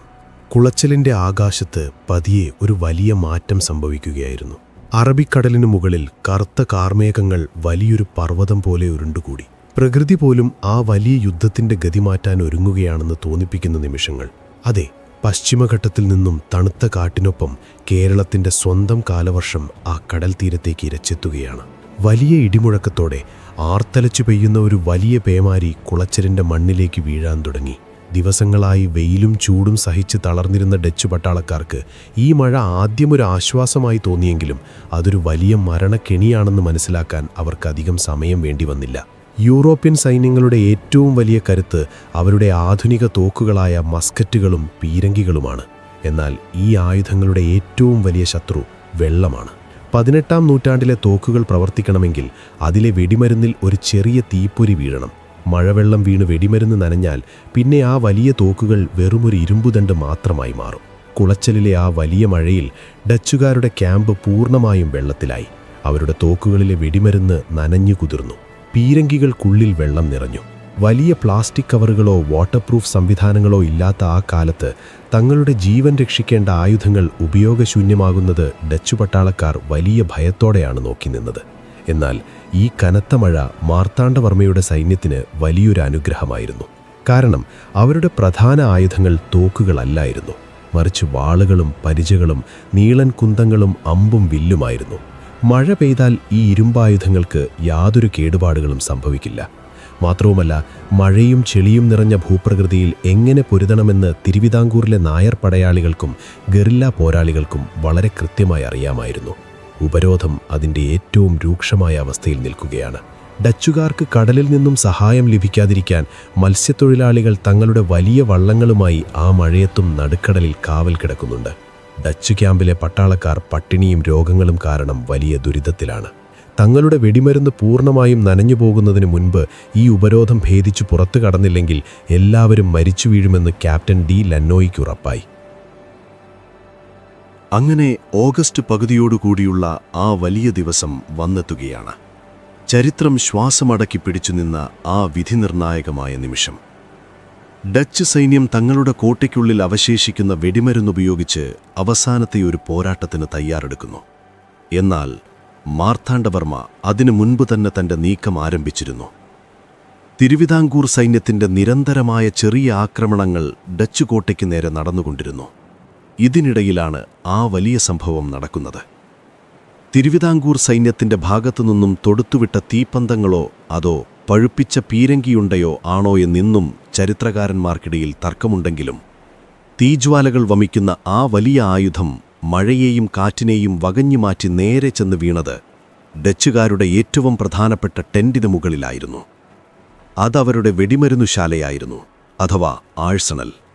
തിരുവിതാംകൂറിനെ ഒന്നാകെ ചുട്ടരിക്കാൻ ഡച്ചുകാർ കപ്പലിൽ നിന്നും ഇറക്കിക്കൊണ്ടുവന്ന ടൺ കണക്കിന് വെടിമരുന്നാണ് അവിടെ സൂക്ഷിച്ചിരുന്നത്. വലിയൊരു ഭൂകമ്പമുണ്ടായതുപോലെയുള്ള ഒരു പൊട്ടിത്തെറി കുളച്ചലിന്റെ മണ്ണൊന്നാകെ വലിയൊരു ശബ്ദത്തോടെ കുലുങ്ങി വിറച്ചു. മഴയെപ്പോലും തോൽപ്പിച്ചുകൊണ്ട് ആകാശത്തേക്ക് വലിയ തീജ്വാലകളും കറുത്ത പുകയും ഉയർന്നു. ചെവിയടപ്പിക്കുന്ന ആ ഉഗ്രസ്ഫോടനത്തിൽ ഡച്ചുകാരുടെ താൽക്കാലിക കോട്ടയുടെ ഒരു വലിയ ഭാഗം പൂർണ്ണമായും തകർന്നു വീണു. തീപ്പൊരികളും തടിക്കഷ്ണങ്ങളും ആകാശത്തുകൂടി പറന്നു നടന്നു. എന്ത് സംഭവിക്കുന്നു എന്ന് മനസ്സിലാക്കാൻ കഴിയുന്നതിന് മുൻപ് തന്നെ ആ തീജ്വാലകൾ ഡച്ചു ക്യാമ്പിലാകെ പടർന്നു പിടിച്ചു. വെടിമരുന്നിനൊപ്പം അവിടെ സൂക്ഷിച്ചിരുന്ന അവരുടെ അവശേഷിക്കുന്ന ഭക്ഷണസാധനങ്ങളും അരിയും മറ്റ് അവശ്യവസ്തുക്കളും ആ വലിയ തീയിൽ പൂർണ്ണമായും കത്തിനശിച്ചു. പൊട്ടിത്തെറിയുടെ ആഘാതത്തിൽ നിരവധി ഡച്ച് പട്ടാളക്കാർ തൽക്ഷണം മരിച്ചു വീണു. അനേകം പേർക്ക് ഗുരുതരമായി പൊള്ളലേറ്റു. ക്യാപ്റ്റൻ ഡി ലെന്നോയ് പൊട്ടിത്തെറിയുടെ ആഘാതത്തിൽ ദൂരേക്ക് തെറിച്ചു വീണു. ചെളിയിൽ കിടന്നുകൊണ്ട് അയാൾ തലയുയർത്തി നോക്കുമ്പോൾ കാണുന്നത് യൂറോപ്പിലെ ഏറ്റവും വലിയ സൈനിക ശക്തിയുടെ അഹങ്കാരം കത്തിയെരിയുന്നതാണ്. തൻ്റെ സ്വന്തം പട്ടാളക്കാർ ജീവനുവേണ്ടി നിലവിളിച്ചുകൊണ്ട് പരക്കം പായുന്നു. സ്വന്തം ആയുധങ്ങൾ തന്നെ തങ്ങൾക്ക് വലിയൊരു ശവപ്പറമ്പ് ഒരുക്കിയിരിക്കുന്നു എന്ന് ഡി ലെന്നോയ് തിരിച്ചറിയുകയാണ്. ക്യാമ്പിനുള്ളിൽ പുക ശ്വാസം മുട്ടിക്കുന്ന തരത്തിൽ നിറഞ്ഞു നിന്നു. തോക്കുകൾക്ക് പകരം വെറും കൈകളുമായി നിൽക്കുന്ന തൻ്റെ സൈന്യത്തെ നോക്കി അയാൾ നിസ്സഹായനായി നിന്നു. ഈ വലിയ പൊട്ടിത്തെറിയാണ് മാർത്താണ്ഡവർമ്മ കാത്തിരുന്ന ആ സിഗ്നൽ. അദ്ദേഹം തൻ്റെ കുതിരപ്പുറത്തിരുന്ന് ആകാശത്തേക്ക് പടവാൾ ഉയർത്തി ആക്രമിക്കാൻ ഉത്തരവിട്ടു. വലിയ കാഹളങ്ങൾ മുഴങ്ങി. യുദ്ധഭേരികളുടെ നാദം കുളച്ചൽ തീരത്തെ ഇളക്കിമറിച്ചു. ആയിരക്കണക്കിനു വരുന്ന തിരുവിതാംകൂർ പടയാളികൾ ആർത്തലച്ചു പെയ്യുന്ന മഴയെ വകവയ്ക്കാതെ ഡച്ച് കോട്ടയുടെ തകർന്ന ഭാഗങ്ങളിലൂടെ ഒരു വലിയ കടൽക്ഷോഭം പോലെ ഇരച്ചു കയറി. ഏറ്റവും മുൻപിലായി കളരിപ്പയറ്റിൽ പ്രാവീണ്യം നേടിയ കരുത്തരായ നായർ പടയാളികൾ. തൊട്ടുപിന്നിലായി കുതിരപ്പടയും തമിഴ്നാട്ടിൽ നിന്നുള്ള മറവസേനയും. ഒപ്പം തങ്ങളുടെ നാടിനെ സംരക്ഷിക്കാൻ ഇറങ്ങിത്തിരിച്ച സാധാരണക്കാരായ കർഷകരും മത്സ്യത്തൊഴിലാളികളും. കോട്ടയ്ക്കുള്ളിൽ പിന്നീട് നടന്നത് മനുഷ്യചരിത്രത്തിലെ തന്നെ ഏറ്റവും വലിയ രക്തരൂക്ഷിതമായ പോരാട്ടങ്ങളിലൊന്നാണ്. ഡച്ച് പട്ടാളക്കാർ തങ്ങളുടെ നനഞ്ഞ തോക്കുകളുടെ മുൻവശത്തുള്ള കത്തികൾ, ബാനറ്റ്സ് ഉപയോഗിച്ച് പ്രതിരോധിക്കാൻ ശ്രമിച്ചു. എന്നാൽ തിരുവിതാംകൂർ സൈന്യത്തിൻ്റെ മെയ്വഴക്കത്തിനു മുന്നിൽ അവർ കടിതെറ്റി. വായുവിൽ ഉയർന്നു ചാടിയും വെട്ടിത്തിരിഞ്ഞും തിരുവിതാംകൂർ പടയാളികൾ തങ്ങളുടെ വാളുകൾ ശത്രുക്കളുടെ നെഞ്ചിലേക്ക് ആഴ്ത്തിയിറക്കി. മഴവെള്ളത്തിൽ കുതിർന്ന ചെളിയിൽ വലിയ ബൂട്ടുകൾ ഇട്ടിരുന്ന യൂറോപ്യൻ പട്ടാളക്കാർക്ക് വേഗത്തിൽ ചലിക്കാൻ കഴിഞ്ഞില്ല. അവരുടെ ഭാരം കൂടിയ യൂണിഫോമുകൾ അവരെ കൂടുതൽ ക്ഷീണിതരാക്കി. എന്നാൽ അരയിലൊരു തോർത്തുമാത്രം ചുറ്റിയ യാതൊരു ഭാരവുമില്ലാത്ത നാട്ടുപടയാളികൾ ഒരു മിന്നൽ പിണറുപോലെയാണ് അവർക്കിടയിലൂടെ പാഞ്ഞു നടന്നത്. വാളുകൾ കൂട്ടിമുട്ടുന്ന വലിയ ശബ്ദം, മുറിവേറ്റവരുടെ മരണവെപ്രാളത്തിലുള്ള നിലവിളികൾ, പീരങ്കിപ്പുകയിൽ ശ്വാസം മുട്ടുന്ന അന്തരീക്ഷം. കുളച്ചലിന്റെ മണ്ണിലേക്ക് ആർത്തലച്ചു പെയ്യുന്ന മഴവെള്ളത്തിന് ഇപ്പോൾ കടുത്ത ചുവപ്പു നിറമായിരുന്നു. ശത്രുക്കളുടെയും മിത്രങ്ങളുടെയും ചോര കലർന്ന ആ വെള്ളം കടലിലേക്ക് ഒഴുകിയിറങ്ങി. കടൽ തീരത്തെ വെളുത്ത മണൽത്തരികൾ പൂർണ്ണമായും രക്തത്തിൽ കുളിച്ചു. തങ്ങളുടെ കൺമുന്നിൽ കൂട്ടത്തോടെ മരിച്ചു വീഴുന്ന ഡച്ച് പട്ടാളക്കാരെ നോക്കി ക്യാപ്റ്റൻ ഡി ലെനോയ് ഉറക്കെ കരയുന്നുണ്ടായിരുന്നു. ഒരു കാലത്ത് ലോകം മുഴുവൻ വിറപ്പിച്ച VOC എന്ന ആ വലിയ കമ്പനിയുടെ കൂലിപ്പട്ടാളത്തിന് ഈ കൊച്ചു കേരളത്തിലെ പോരാളികൾക്ക് മുന്നിൽ പിടിച്ചു നിൽക്കാൻ കഴിഞ്ഞില്ല. ഒരു ഇന്ത്യൻ സൈന്യത്തിനു മുന്നിൽ യൂറോപ്യൻ യുദ്ധതന്ത്രങ്ങൾ വെറുമൊരു നോക്കുകുത്തിയായി മാറുന്ന കാഴ്ചയായിരുന്നു അത്. മാർത്താണ്ഡവർമ്മയുടെ കുതിരപ്പട ഡച്ചു ക്യാമ്പിലൂടെ കൊടുങ്കാറ്റ് പോലെ പാഞ്ഞു. കുന്തമുനകളിൽ ഡച്ചു പട്ടാളക്കാർ പിടഞ്ഞു വീണു. ഏതു നിമിഷവും തങ്ങളുടെ ജീവൻ നഷ്ടപ്പെടുമെന്നുറപ്പായ ഡച്ച് സൈന്യത്തിന്റെ മനോവീര്യം പൂർണ്ണമായും തകർന്നുകഴിഞ്ഞിരുന്നു. തങ്ങളുടെ കപ്പലുകളിൽ നിന്നും ആരെങ്കിലും രക്ഷിക്കാൻ വരുമെന്ന അവസാന പ്രതീക്ഷയും അവരുപേക്ഷിച്ചു. കാരണം കടൽ തീരം അപ്പോഴും മത്സ്യത്തൊഴിലാളികളുടെ പൂർണ്ണ നിയന്ത്രണത്തിലായിരുന്നു. എങ്ങോട്ട് തിരിഞ്ഞാലും തിരുവിതാംകൂറിന്റെ വാളുകൾ മാത്രം. എത്ര വലിയ ആയുധങ്ങളുണ്ടായിട്ടും എത്ര മികച്ച പരിശീലനം ലഭിച്ചിട്ടും കാര്യമില്ല. സ്വന്തം ജീവനേക്കാൾ രാജ്യത്തെ സ്നേഹിക്കുന്ന ഒരു ജനതയുടെ പോരാട്ടവീര്യത്തിനു മുന്നിൽ അതെല്ലാം വെറും പൂജ്യമാണെന്ന് അഹങ്കാരികളായ വിദേശികൾക്ക് മനസ്സിലാകുകയായിരുന്നു. യുദ്ധം അവസാന ഘട്ടത്തിലേക്ക് കടക്കുകയാണ്. കുളച്ചലിന്റെ മണ്ണിൽ പകുതിയിലധികം ഡച്ച് പട്ടാളക്കാരും ചോരയിൽ കുളിച്ച് ജീവനറ്റ് കിടക്കുന്നു. ബാക്കിയുള്ളവർക്ക് നിൽക്കാൻ പോലും ത്രാണിയില്ല. ഡച്ച് ഈസ്റ്റ് ഇന്ത്യ കമ്പനിയുടെ അഭിമാനമായിരുന്ന അഹങ്കാരത്തോടെ അവർ കുളച്ചൽ തീരത്ത് നാട്ടിയ ആ വലിയ പതാക ആ ചോരച്ചെളിയിലേക്ക് മുറിഞ്ഞു വീണു. അതിന്റെ മുകളിലൂടെ തിരുവിതാംകൂറിന്റെ പടക്കുതിരകൾ പാഞ്ഞുപോയി. ചരിത്രത്തിലാദ്യമായി ഒരു വലിയ യൂറോപ്യൻ സാമ്രാജ്യത്തിന്റെ അഹങ്കാരം ഇന്ത്യൻ മണ്ണിൽ പൂർണ്ണമായും തകർന്നടിയുകയായിരുന്നു. കനത്ത മഴയിലും ചോരയിലും കുതിർന്ന ആ വിധിനിർണായകമായ യുദ്ധഭൂമിയിൽ വിജയം പൂർണ്ണമായും മാർത്താണ്ഡവർമ്മയുടെ കാൽക്കീഴാകാൻ ഇനി നിമിഷങ്ങൾ മാത്രം. തോക്കുകൾ താഴെയിട്ട് മുട്ടുകുത്തുകയല്ലാതെ ക്യാപ്റ്റൻ ഡി ലെനോയ്ക്ക് മുന്നിൽ മറ്റു വഴികളൊന്നും അവശേഷിച്ചിരുന്നില്ല.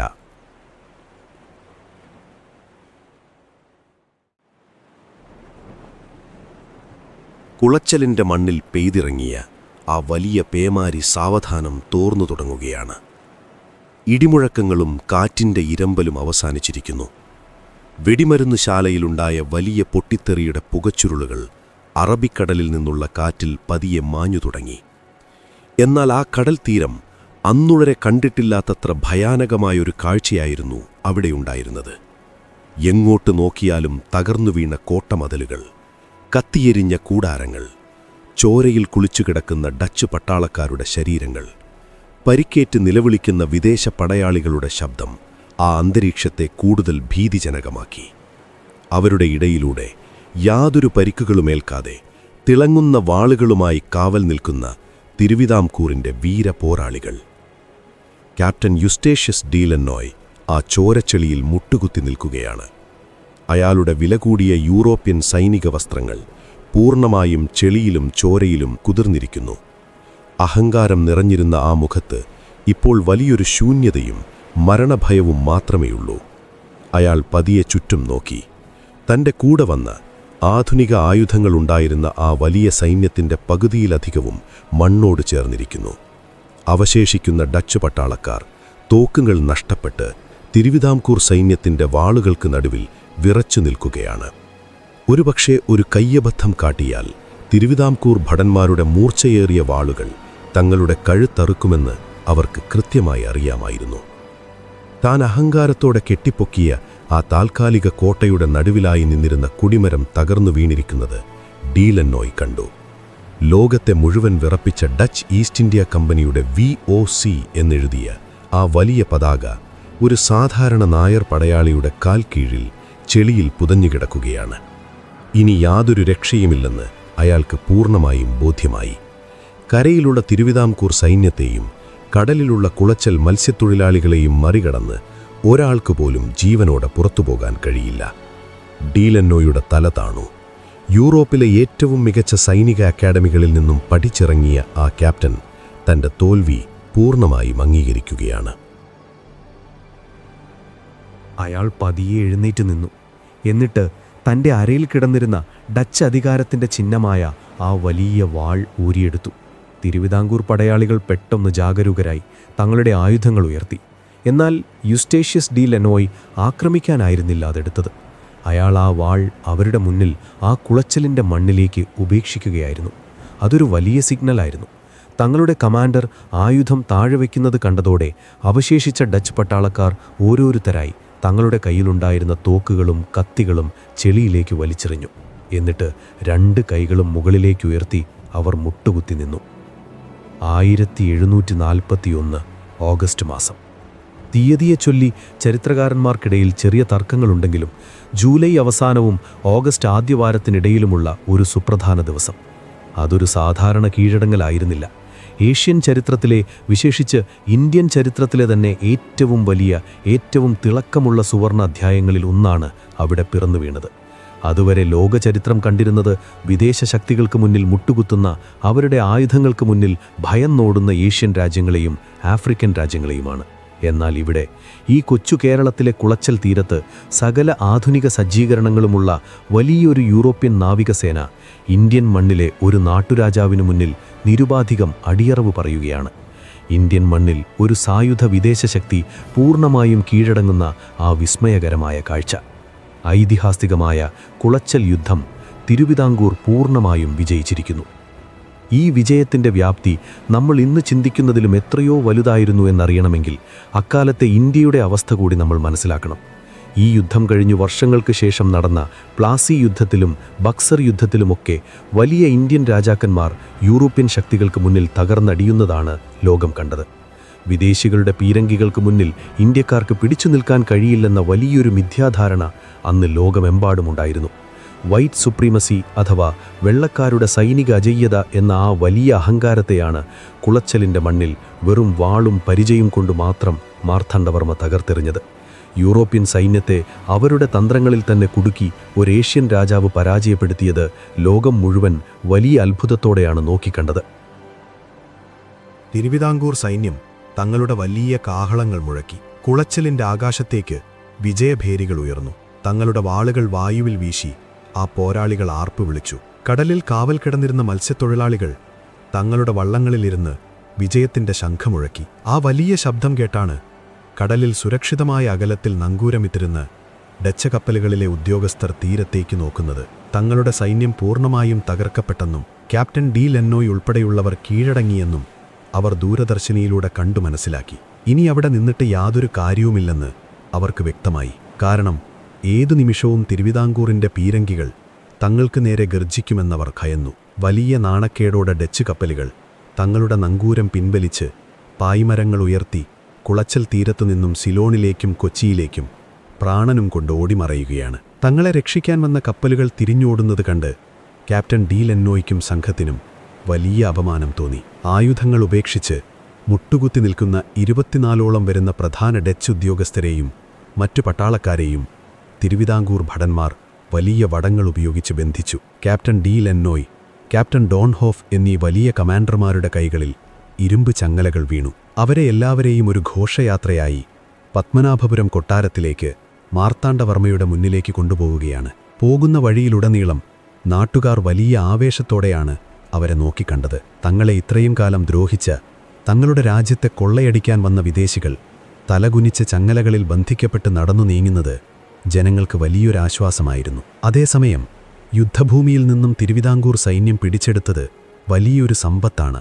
സ്ഫോടനത്തിൽ നശിക്കാതെ ബാക്കിയുണ്ടായിരുന്ന ഡച്ചുകാരുടെ 300ഓളം ആധുനിക തോക്കുകൾ, നിരവധി പീരങ്കികൾ, വലിയ വാളുകൾ, ബാക്കിയുണ്ടായിരുന്ന വെടിമരുന്ന് എന്നിവയെല്ലാം തിരുവിതാംകൂറിന്റെ ആയുധപ്പുരകളിലേക്ക് മാറ്റപ്പെട്ടു. അതുവരെ നാടൻ ആയുധങ്ങൾ മാത്രം ഉപയോഗിച്ചിരുന്ന തിരുവിതാംകൂർ സൈന്യത്തിന് കിട്ടിയ ഏറ്റവും വലിയ ലോട്ടറിയായിരുന്നു ഇത്. ഡച്ചുകാരെ തോൽപ്പിക്കുക മാത്രമല്ല, അവരുടെ ആയുധങ്ങൾ ഉപയോഗിച്ച് തന്റെ സൈന്യത്തെ കൂടുതൽ ആധുനികവൽക്കരിക്കാൻ കൂടി മാർത്താണ്ഡവർമ്മയ്ക്ക് ഈ യുദ്ധത്തിലൂടെ സാധിച്ചു. പത്മനാഭപുരം കൊട്ടാരത്തിന് ചുറ്റുമുള്ള മതിലുകളിൽ ഡച്ചുകാരിൽ നിന്നും പിടിച്ചെടുത്ത ആ പീരങ്കികൾ അവർ സ്ഥാപിച്ചു. പത്മനാഭപുരം കൊട്ടാരത്തിലെ വലിയ ദർബാർ ഹാളിൽ മാർത്താണ്ഡവർമ്മ തന്റെ സിംഹാസനത്തിൽ ഉപവിഷ്ടനായിരിക്കുകയാണ്. അദ്ദേഹത്തിന്റെ മുഖത്ത് വിജയത്തിന്റെ വലിയൊരു ശാന്തതയുണ്ടായിരുന്നു. അഹങ്കാരമോ ഗർവോ ഇല്ലാത്ത തികച്ചും സമാധാനപരമായ ഒരു ഭാവം. അദ്ദേഹത്തിന് മുന്നിലേക്ക് കൈകൾ ബന്ധിക്കപ്പെട്ട ക്യാപ്റ്റൻ ഡിലനോയിയെയും മറ്റുദ്യോഗസ്ഥരെയും കൊണ്ടുവന്നു. ഡിലനോയ് തലയുയർത്താൻ പോലും ഭയന്ന് താഴേക്ക് നോക്കി നിൽക്കുകയാണ്. തന്റെ രാജ്യത്തു വന്ന് തനിക്കെതിരെ യുദ്ധം പ്രഖ്യാപിച്ച് പരാജയപ്പെട്ട ഈ വിദേശികളെ എന്തു ചെയ്യണമെന്ന പൂർണ്ണാധികാരം ഇപ്പോൾ ആ രാജാവിന്റെ കയ്യിലാണ്. യൂറോപ്യൻ രീതി വെച്ചു നോക്കിയാൽ ഇവരെയെല്ലാം ക്രൂരമായി പീഡിപ്പിച്ച് കൊല്ലുകയാണ് പതിവ്. ഡിലനോയ്ക്കും അതറിയാമായിരുന്നു. തങ്ങളുടെ അന്ത്യം അടുത്തിരിക്കുന്നു എന്ന് കരുതി അയാൾ കണ്ണുകളടച്ചു പ്രാർത്ഥിക്കാൻ തുടങ്ങി. കുളച്ചൽ യുദ്ധത്തിന്റെ വാർത്ത അതിവേഗം ലോകമെമ്പാടും പടർന്നുപിടിച്ചു. സിലോണിലിരുന്നു വാർത്ത കേട്ട ഗവർണർ ഗുസ്താഫ് വില്യം വാനിംഹോഫ് അക്ഷരാർത്ഥത്തിൽ ഞെട്ടിത്തെറിച്ചുപോയി. താൻ അപമാനിച്ച, താൻ പുച്ഛിച്ചു തള്ളിയ ആ യുവരാജാവ് തന്റെ ഏറ്റവും മികച്ച സൈന്യത്തെ പൂർണ്ണമായി തകർത്തെറിഞ്ഞിരിക്കുന്നു. ഡച്ച് ഈസ്റ്റ് ഇന്ത്യ കമ്പനിയുടെ ഇന്തോനേഷ്യയിലെ ബെറ്റാവിയയിലുള്ള ആസ്ഥാനത്തും വലിയ നടുക്കമുണ്ടായി. യൂറോപ്പിലെ ആംസ്റ്റർഡാമിലിരുന്ന് കമ്പനിയെ നിയന്ത്രിക്കുന്ന വലിയ മുതലാളിമാർക്കും ഈ വാർത്ത വിശ്വസിക്കാൻ കഴിഞ്ഞില്ല. കുരുമുളക് വ്യാപാരത്തിൽ തങ്ങൾക്കുണ്ടായിരുന്ന കുത്തക എന്നേക്കുമായി അവസാനിച്ചിരിക്കുന്നുവെന്ന് അവർക്ക് മനസ്സിലായി. മാർത്താണ്ഡവർമ്മ വെറുമൊരു രാജാവല്ല, തങ്ങളുടെ സാമ്രാജ്യത്വമോഹങ്ങളുടെ ഏറ്റവും വലിയ ശത്രുവാണെന്ന് ഡച്ചുകാർ തിരിച്ചറിയുകയായിരുന്നു. ഈ ഒറ്റ യുദ്ധത്തോടെ കേരളത്തിലെ, അല്ല ഇന്ത്യയിലെ തന്നെ ഡച്ചുകാരുടെ വ്യാപാര സാമ്രാജ്യത്തിന്റെ അസ്തമയം തുടങ്ങുകയായിരുന്നു. പിന്നീടൊരിക്കലും ഡച്ചുകാർക്ക് കേരളത്തിൽ തങ്ങളുടെ പഴയ പ്രതാപം വീണ്ടെടുക്കാൻ കഴിഞ്ഞിട്ടില്ല. കൊട്ടാരത്തിൽ മാർത്താണ്ഡവർമ്മയ്ക്ക് മുന്നിൽ നിൽക്കുന്ന ആ ഡച്ച് തടവുകാരിലേക്ക് നമുക്കൊന്ന് തിരികെ വരാം. അവരെ വധിക്കാനുള്ള ഉത്തരവ് പുറപ്പെടുവിക്കാൻ രാജാവിന് വെറുമൊരു നിമിഷം മതിയായിരുന്നു. മന്ത്രിയായ രാമയ്യൻ ദളവി ഉൾപ്പെടെയുള്ളവർ രാജാവിന്റെ ആ തീരുമാനത്തിനായി കാത്തുനിൽക്കുകയാണ്. എന്നാൽ ചരിത്രത്തിലെ ഏറ്റവും വലിയ തന്ത്രജ്ഞനായ ആ ഭരണാധികാരിയുടെ മനസ്സിൽ മറ്റെന്തൊക്കെയോ ചിന്തകളായിരുന്നു ഉണ്ടായിരുന്നത്. വെറുമൊരു പകപോക്കലിനപ്പുറം തന്റെ രാജ്യത്തിന്റെ ഭാവി ഭദ്രമാക്കാനുള്ള മറ്റൊരു വലിയ മാസ്റ്റർ പ്ലാൻ അദ്ദേഹത്തിന്റെ ബുദ്ധിയിൽ രൂപം കൊള്ളുകയായിരുന്നു. യൂറോപ്യന്മാരെ എങ്ങനെയാണ് നേരിടേണ്ടതെന്ന് അദ്ദേഹത്തിന് കൃത്യമായി അറിയാമായിരുന്നു. മരണഭയത്തോടെ നിൽക്കുന്ന ആ ഡച്ച് ക്യാപ്റ്റന് നേരെ നോക്കി മാർത്താണ്ഡവർമ്മ എന്തായിരിക്കും പറഞ്ഞിട്ടുണ്ടാവുക? തങ്ങളുടെ തലയറുക്കാൻ പോകുന്ന വാളുകളെ കാത്തുനിന്ന അവർക്ക് മുന്നിലേക്ക് രാജാവ് നൽകിയ ആ വലിയ സമ്മാനം എന്തായിരുന്നു?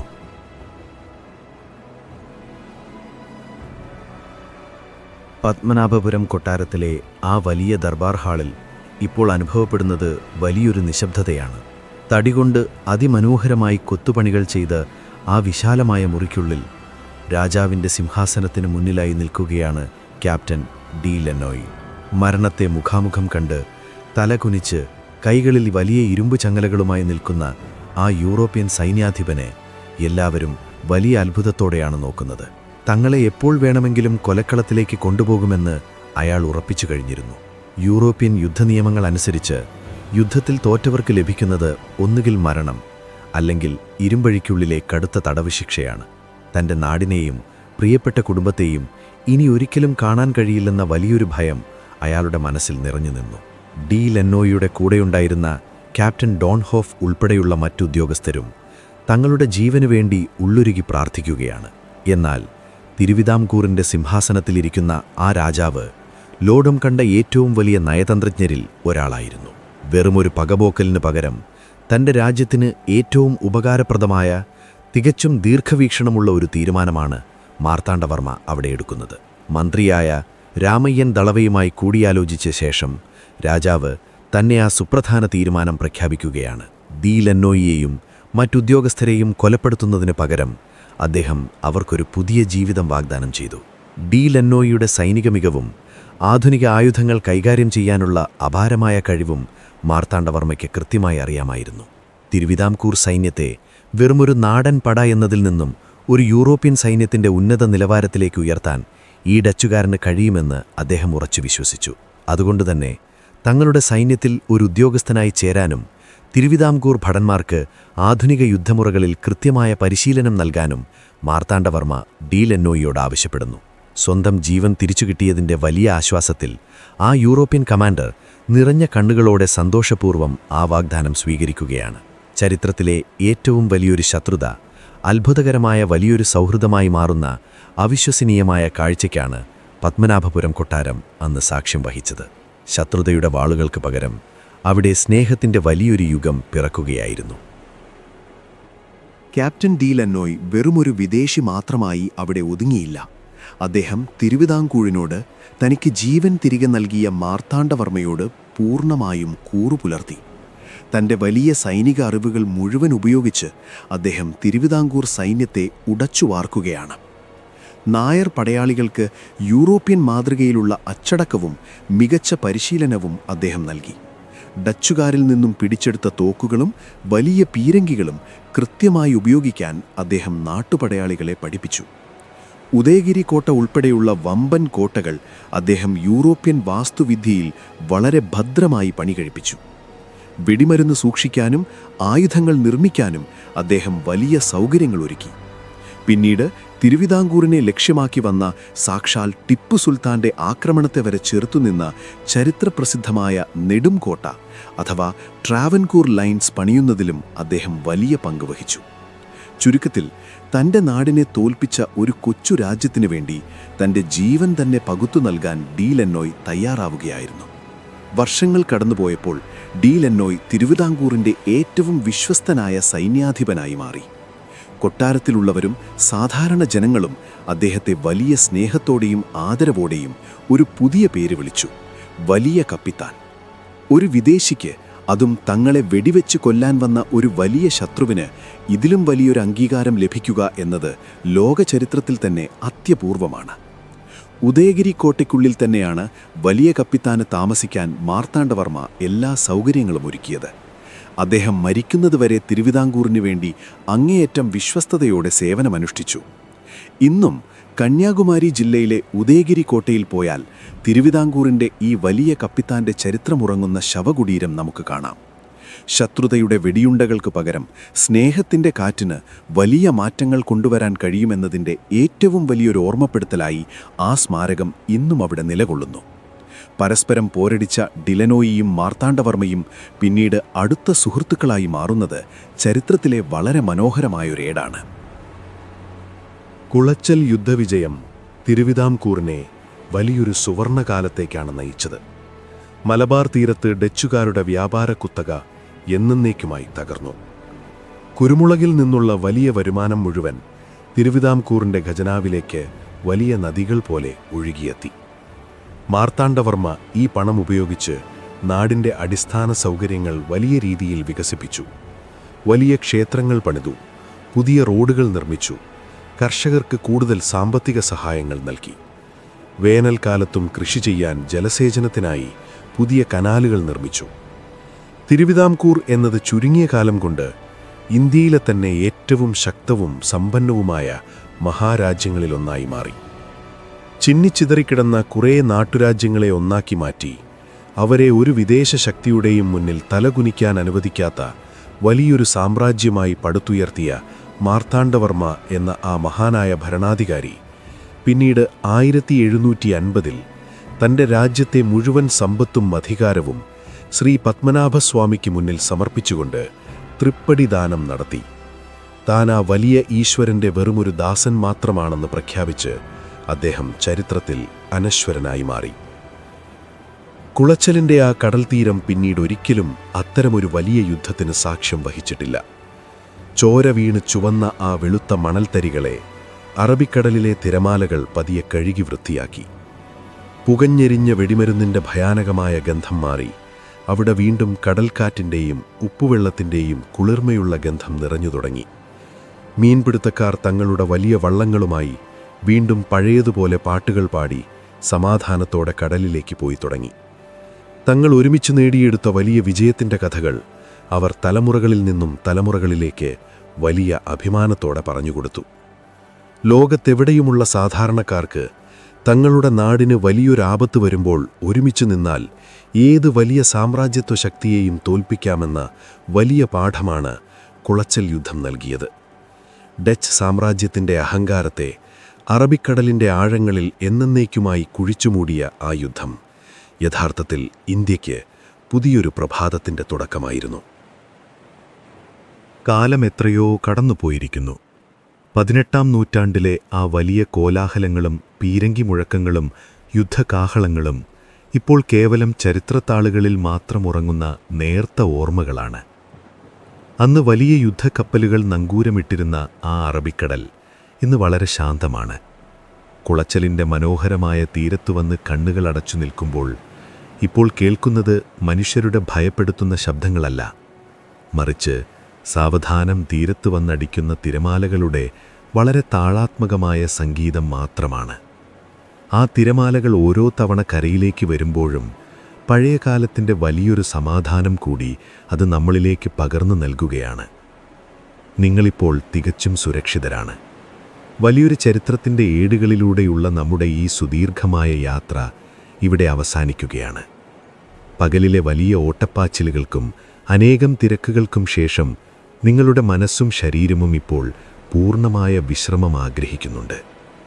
നിങ്ങളുടെ ചുറ്റുമുള്ള ലൈറ്റുകളുടെ വെളിച്ചം പതിയെ കുറഞ്ഞ് ആ മുറിയിലെ നേരിയ ഇരുട്ടിൽ വലിയൊരു ശാന്തത നിറയുന്നത് അറിയാൻ ശ്രമിക്കുക. അന്ന് വലിയ കപ്പിത്താനായി മാറിയ ഡിലന്നോയ് തൻ്റെ ശിഷ്ടകാലം ഈ മണ്ണിൽ സമാധാനത്തോടെ ജീവിച്ചു തീർത്തതുപോലെ മാർത്താണ്ഡവർമ്മ വലിയ പോരാട്ടങ്ങൾക്ക് ശേഷം വലിയ സമാധാനം കണ്ടെത്തിയതുപോലെ എല്ലാ പകലിലെയും പോരാട്ടങ്ങൾക്കുമൊടുവിൽ നമ്മെയും വളരെ വലിയൊരു സമാധാനം കാത്തിരിപ്പുണ്ട്. ഈ ലോകത്തിൻ്റെ വലിയ ഭാരങ്ങളെല്ലാം അവിടെ തന്നെ ഇറക്കിവെച്ച് ചിന്തകളുടെ കെട്ടഴിച്ചുവെച്ച് ഇനി നിങ്ങൾക്ക് സാവധാനം കണ്ണുകളടയ്ക്കാം. ദൂരെ എവിടെയോ പെയ്യുന്ന ഒരു നേർത്ത മഴയുടെ കുളിർമയോ അതോ കുളച്ചൽ തീരത്തു നിന്നും വീശുന്ന സമാധാനത്തിൻ്റെ ഇളം കാറ്റോ ഇപ്പോൾ നിങ്ങളെ മൃദുവായി തഴുകിപ്പോകുന്നുണ്ടാകാം. നിങ്ങളുടെ ശ്വാസോച്ഛ്വാസം ഇപ്പോൾ വളരെ പതുക്കെയായിരിക്കുന്നു. ശരീരത്തിലെ എല്ലാ പേശികൾക്കും പൂർണ്ണമായ വിശ്രമം നൽകുക. ഒരു കുഞ്ഞിനെപ്പോലെ യാതൊരു ഭയവുമില്ലാതെ ശാന്തമായ ഒരു രാത്രിക്കായി നിങ്ങളുടെ മനസ്സൊരുങ്ങുകയാണ്. നിങ്ങളുടെ കാലുകൾ മുതൽ തലയിലെ ഓരോ ഞരമ്പുകൾ വരെ ഇപ്പോൾ പൂർണ്ണമായി റിലാക്സ് ചെയ്യപ്പെട്ടിരിക്കുന്നു. പുറത്തെ ഇരുട്ടിനിപ്പോൾ വലിയൊരു കാരുണ്യമുണ്ട്. അത് നിങ്ങളെ വലിയൊരു കമ്പിളി പുതപ്പ് പോലെ സ്നേഹത്തോടെ പൊതിഞ്ഞു പിടിക്കുകയാണ്. ഒന്നും പേടിക്കാനില്ല, ഒന്നും ചിന്തിക്കാനില്ല. നാളത്തെ കാര്യങ്ങളെല്ലാം നാളത്തെ പകൽ നോക്കിക്കൊള്ളും. ഈ നിമിഷം, ഈ അഗാധമായ സമാധാനം ഇത് നിങ്ങൾക്ക് മാത്രമുള്ളതാണ്. വലിയ തിരമാലകൾ അടങ്ങി സമുദ്രം ശാന്തമാകുന്നതുപോലെ നിങ്ങളുടെ മനസ്സിലെ എല്ലാ തിരമാലകളും ഇപ്പോൾ പൂർണ്ണമായും അടങ്ങിയിരിക്കുന്നു. ഏറ്റവും സുരക്ഷിതമായ നിങ്ങളുടെ കിടക്കയിൽ ഏറ്റവും മൃദുവായ തലയണയിലേക്ക് ചാരി ഒരു പൂവ് വിരിയുന്നതുപോലെ സാവധാനം ഉറക്കത്തിലേക്ക് വീഴുക. നിങ്ങളുടെ ഹൃദയമിടിപ്പിപ്പോൾ കടലിൻ്റെ താളത്തിനൊപ്പം വളരെ ശാന്തമായി പതുക്കെ പതുക്കെയായിരിക്കുന്നു. നല്ലൊരുറക്കം നിങ്ങളെ മാടി വിളിക്കുകയാണ്. നാളെയുടെ പുതിയ വെളിച്ചം നിങ്ങളെ തേടിയെത്തുന്നതുവരെ സ്വപ്നങ്ങളുടെ ഏറ്റവും മനോഹരമായ ലോകത്തേക്ക് ഒരു വലിയ യാത്ര പോകാനായി നിങ്ങളിപ്പോൾ പൂർണ്ണമായും തയ്യാറായി കഴിഞ്ഞിരിക്കുന്നു. എല്ലാ ചിന്തകളെയും അകറ്റി നിർത്തിക്കൊണ്ട് ആ വലിയ സമാധാനത്തിലേക്ക് സാവധാനം, വളരെ സാവധാനം ഒഴുകിയിറങ്ങുക. പ്രിയ സ്വപ്നസഞ്ചാരി, നിങ്ങൾക്ക് ഞാൻ നല്ലൊരു ശുഭരാത്രി നേരുന്നു.